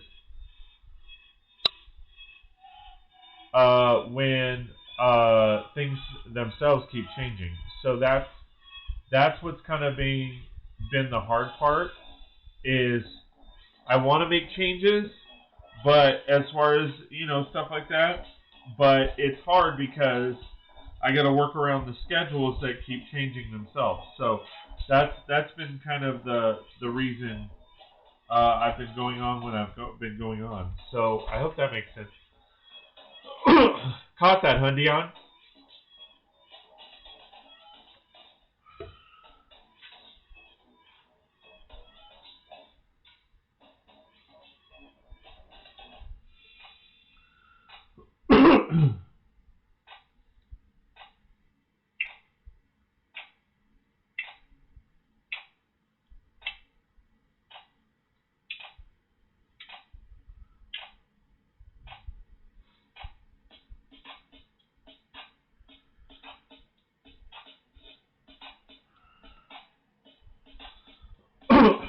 So are you saying they will be full remote for the duration of the academic year? It's looking like it. It's really weird because, well, at least my wife, it seems to be like that. As far as my daughters, I don't know. They've been trying their best to get back in. Our district is a very small district, so I mean, I say, and small is relative to the area. I mean, my girls used to go to a school where there was 1,200 kids on campus at any given time.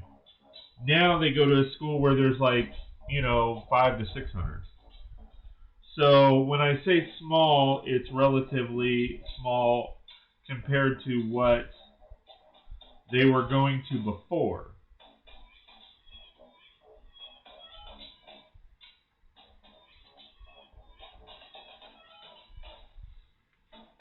Alright, these are the extra parts, unless I missed something. And we are on the last and final bag. There's still hope that they'll go back, but we're not holding our breath, as the saying goes. We're not holding our breath.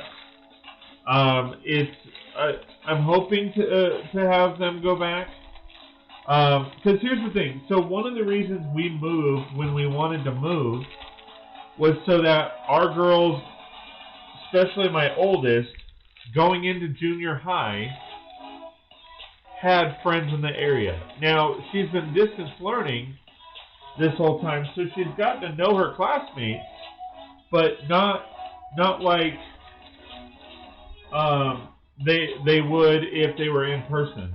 So that's where it's rather hard, because I want them to get to know and find out who their friends are going into junior high. My oldest is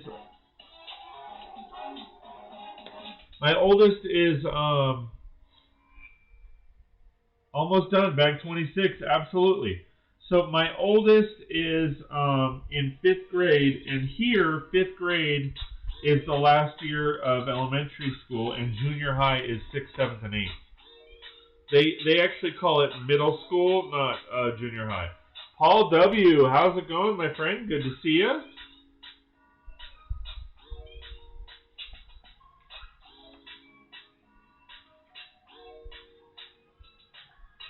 So we wanted them to have friends going into junior high because we know how, I know how it is to be new in junior high. So, but, we'll see how it all goes. I mean, what doesn't kill you just makes you stronger, so we will see how all that works out.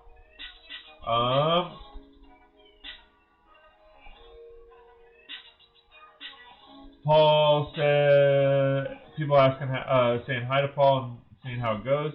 Paul says, still have 2 bags left on the Ferrari. Matt says, oh, and VTW. Hey, Dion.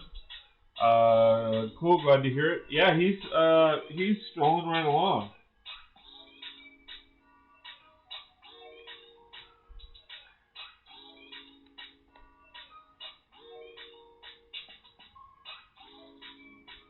He's rolling.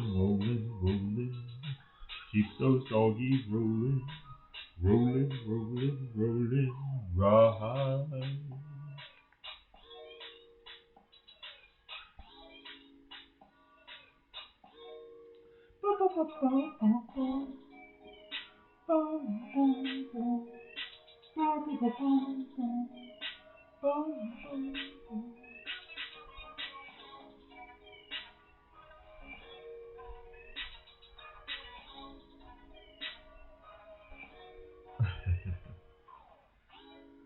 Matt says that was a typo. It's supposed to be BTW, or by the way.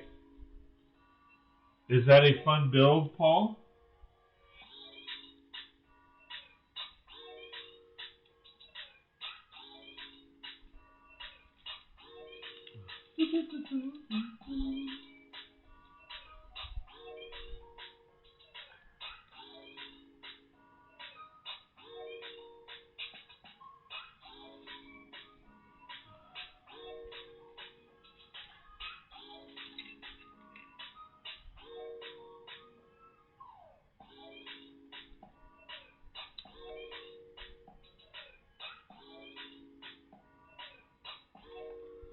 Here you go, Dion. Gold minifigure heads. Solid gold. They're not metallic gold, but they're gold minifigure heads.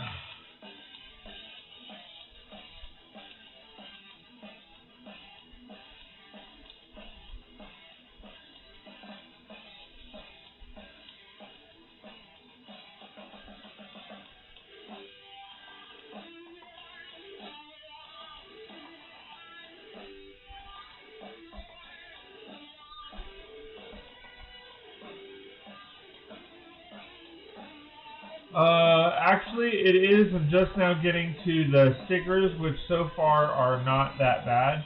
Matt says, I finally got a ton of tabs sorted between my last LEGO store visit a couple weeks ago and my Friday evening haul. LOL. I just dumped scoops into a bag.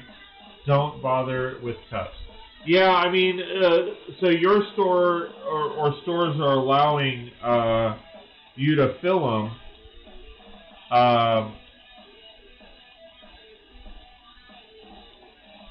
my store isn't doing that yet, and the last time I was there, my store didn't even do the extra scoops. So go figure.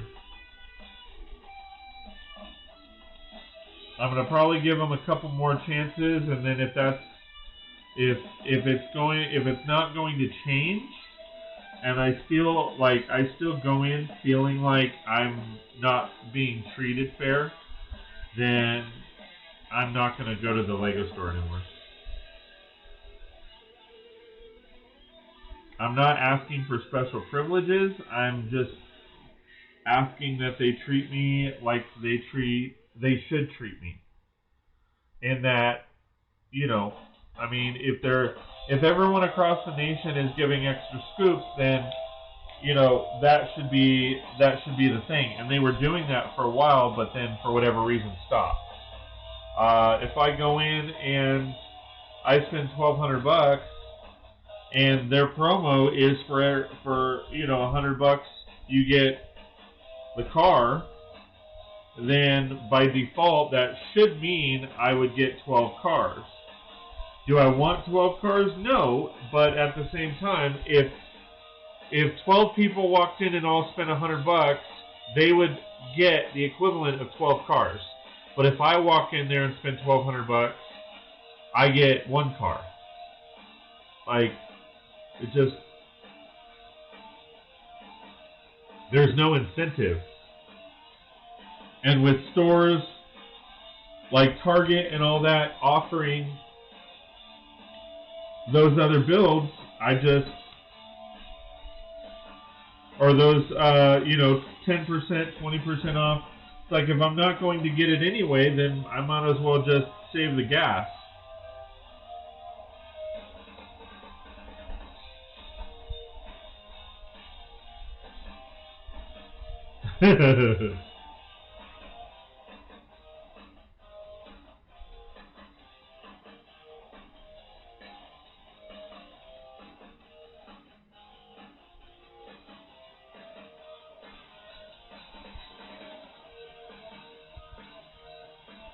We all know how you feel about that. Those stickers equals A plus.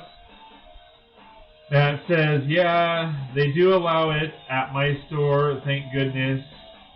I mean, so I guess here's my question, Matt. Is, if you're not in the cups and you're just taking the scoops and putting them in a bag, I guess the question is, are they watching you as they do it to think, okay, well, 3 scoops equals a cup? Or are they just, like, are they just considering you being an honest guy and you're not going to put 6 cups, in there for 1 cup? Or six scoops in there for 1 cup? I mean, I'm sure they're like, my situation. Because that's also the thing, too, is, people at my store, they know me. So it's one of those things where they know that, hey, like, I do look at that stuff and I do, care. But when, like I said, I mean, I do spend the money. And it shouldn't, I do understand that it's, you can't give preferential treatment to those who spend more. But at the same time, like, I mean, it should be fair at least.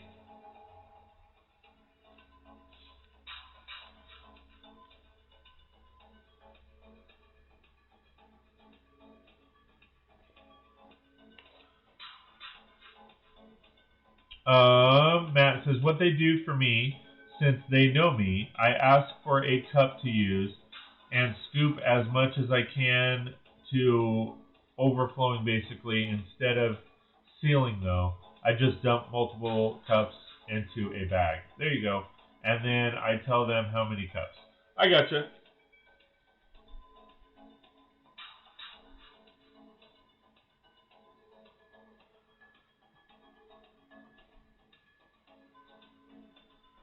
Okay, I gotta figure this out. So, I'm missing a 1x2. Maybe it'll pop up. Alright, so they got me doing this. They got me doing this.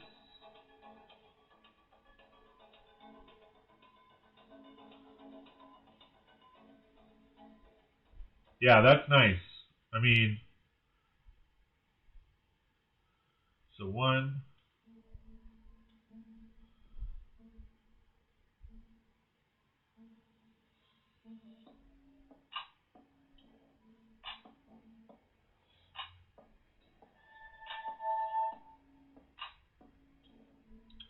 2,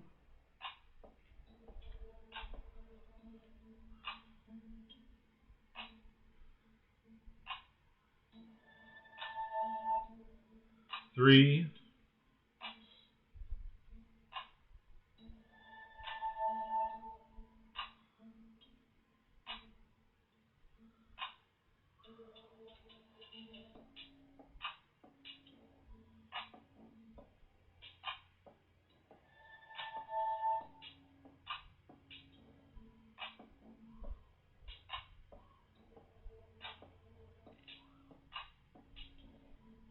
4.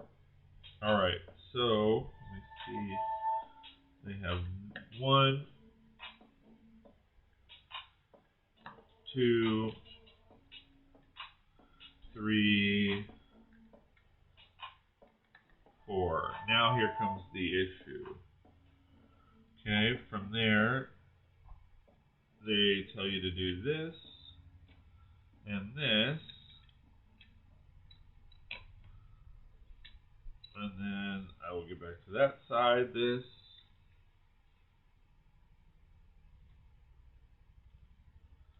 and this.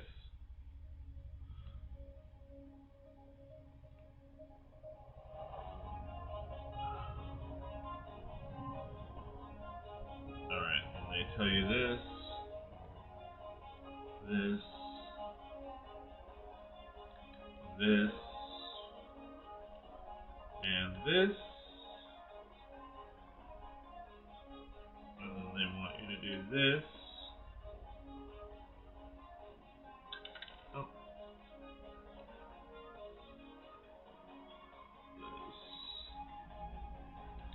This.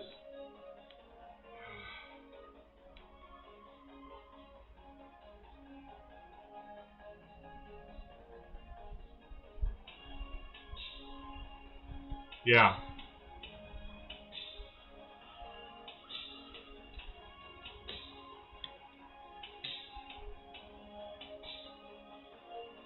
No, I hear you. I mean, I need to count my cups because my goal at one point was 100 cups.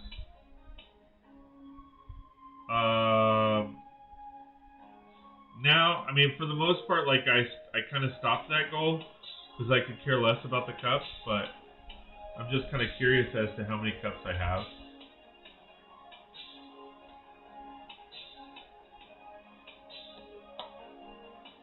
And there it is. I knew I'd find it.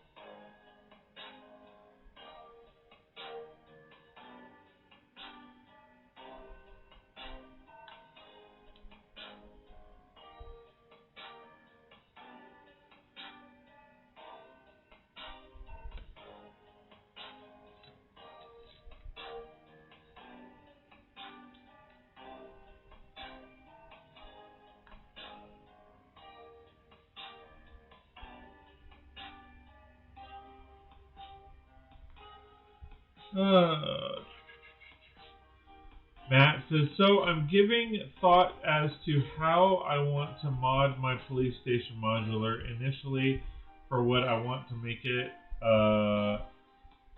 Mostly trying to think about the sand green portion. Okay, so, I mean, the only...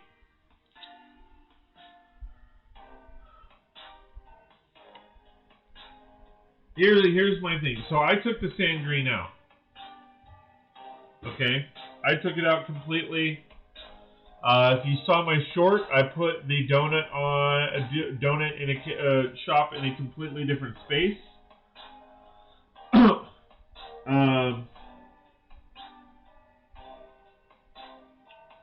So, I mean, to be honest, unless you tell us what your plans are, which I don't know that you want to do that, that's totally up to you. It's hard to kind of give input as far as what you should do with the sand green, if that makes sense. Because, like, if you don't want to showcase what your plans are for it yet, then I don't know if my advice would be to flat out tell you to get rid of it or to keep it.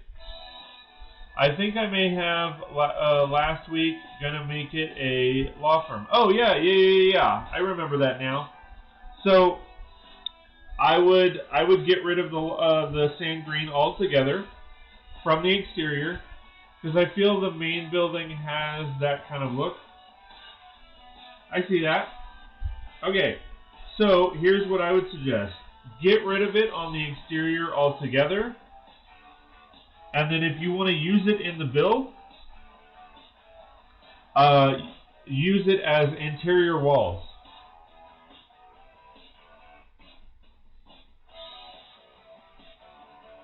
To give it contrast on the inside instead of on the out. So with law offices, the outside of it looks like a law office, but like if you're doing like a conference room, typically those conference rooms have a little bit of a different look to them.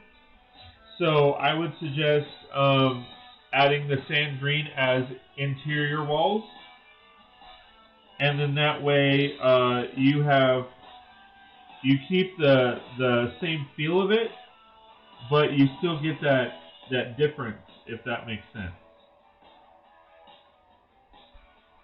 But yeah, I would use it if you want to use them at all. I would use them as interior walls.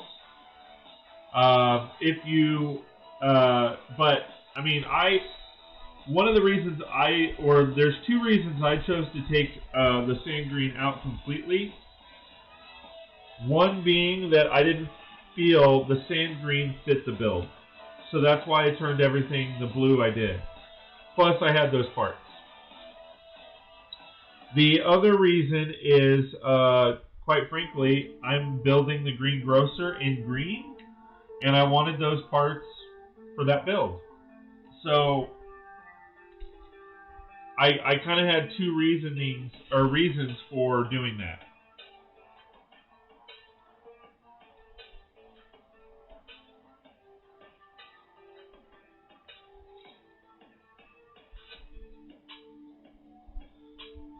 Cool idea, Matt. Brooke says, yeah, it does. What do you mean? Sorry, I missed what you're referring to as far as yeah, it does.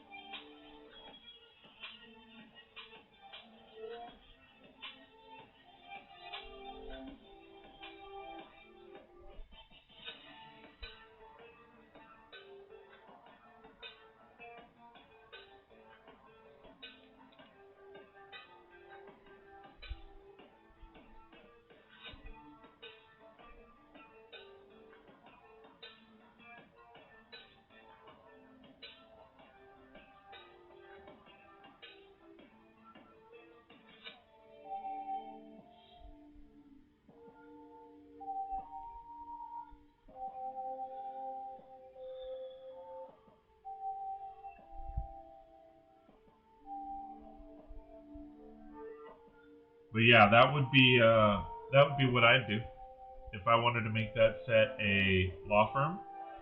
I would change up the interior walls, make one room the same green, maybe throw in a blue room, a brown room, all that kind of fun stuff. Matt, are you expanding the build or are you leaving it the same size? Like, are you combining two sets? Or, like, are you keeping it the, what is it, 20 studs wide?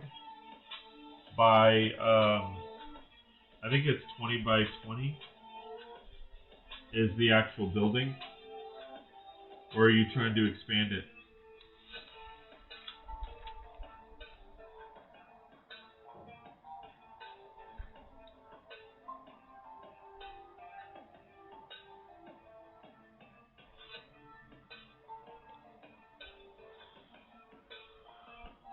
Sorry, distracted for a few minutes by a work chat. No problem.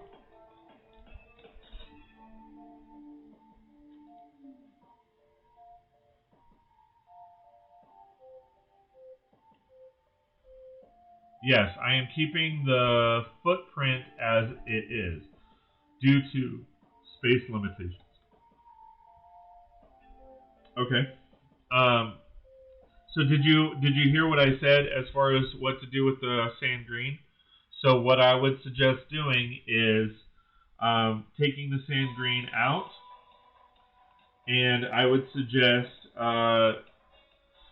turning the interior walls the sand green, um, and keeping the exterior walls the other color, the tan, the different colors in tan.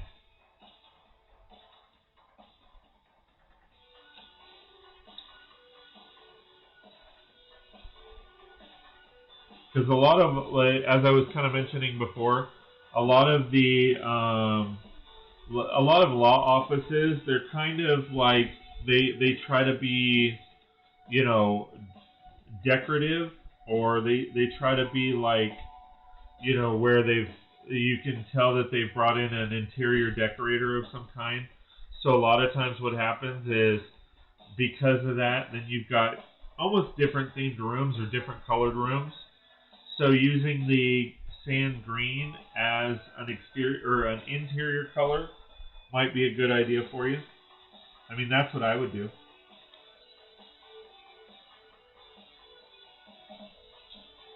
Oh, really? I was considering making that section tan as well. Yeah, yeah, that's what I would do. Make it tan and then just do interior colors as the sand green. I think that would look cool. Wait, did I seriously just do the... Oh no, it's supposed to be like that.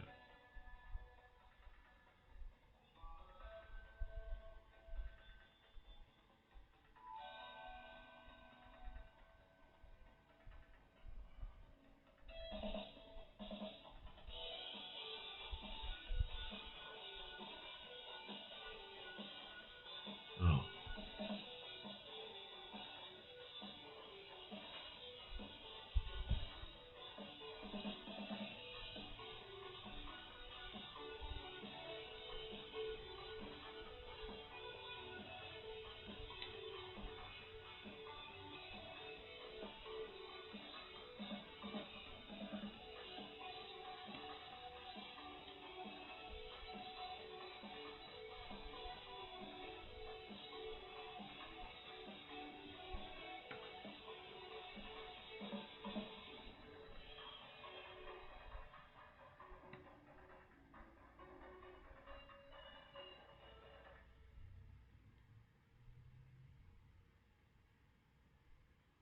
That's weird. Because that's upside down.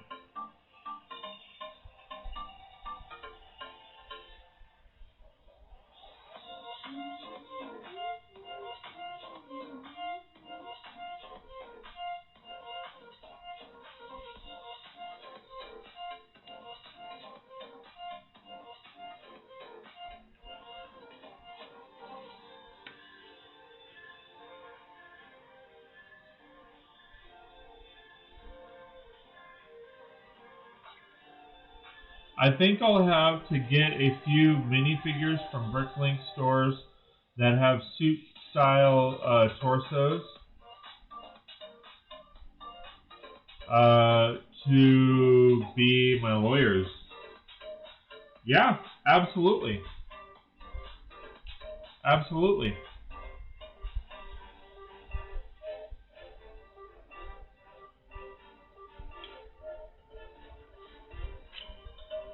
Oh, this goes all the way down. Absolutely. I mean, I've already, like, I need more employees for my donut shop, so at some point I need to order those.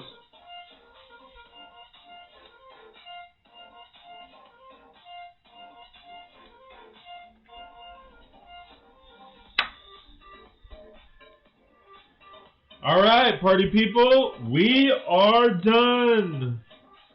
Heartache to heartache we stand. Love is a battlefield. Done. Done.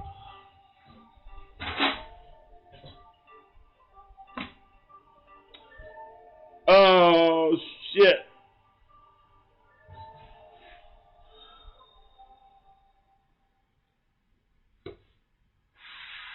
So there it is, party peeps. That is where I added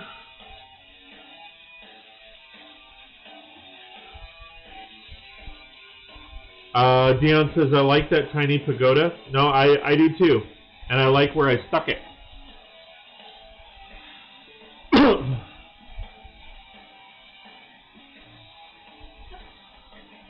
So this is Ninjago Docks.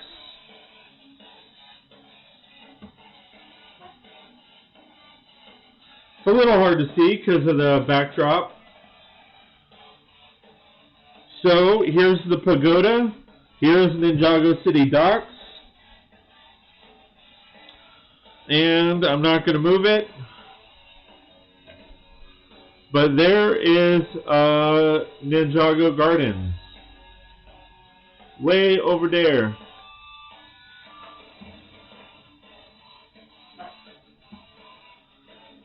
Yeah, I really like that. It looks nice.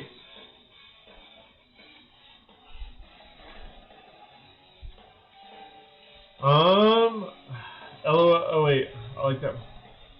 Matt says, LOL, see Dion, you need to buy the entire set so you can make that little pagoda. You're right, Matt. No, I wouldn't do that. Oh wait, hold on. I messed this up. This is supposed to go the other way.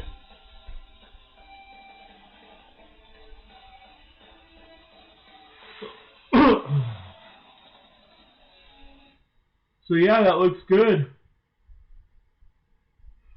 I like you, Leaky.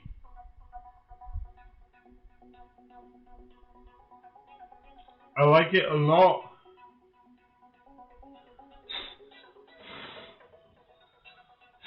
This set's a little dusty. But yeah, there we have it, guys. There we have it.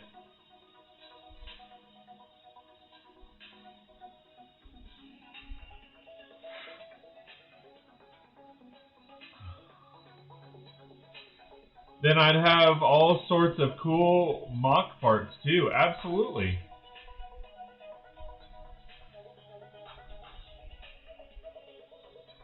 Yeah, wow.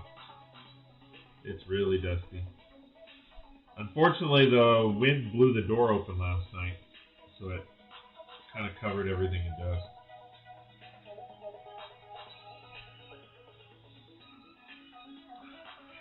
All right, ladies and gentlemen.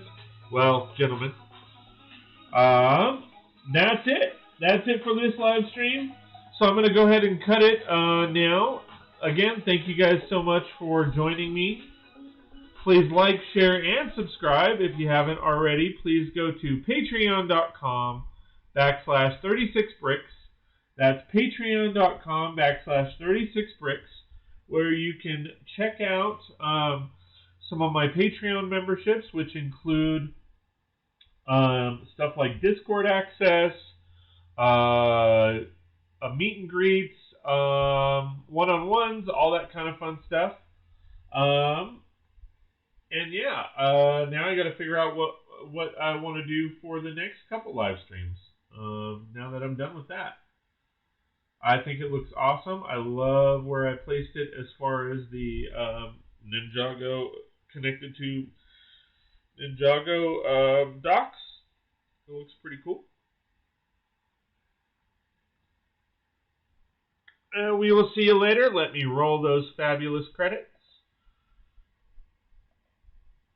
Hey everybody, I just wanted to give a quick shout out and thank you to all my Patreon supporters. It means a lot that you've taken the time to support what I do and appreciate all the effort that I put into both the videos and the streams. From the bottom of my heart, thank you very much. For those of you that are not members, please check out patreon.com/36bricks. That's patreon.com/36brix, and check out the packages that you could take advantage of to get more content.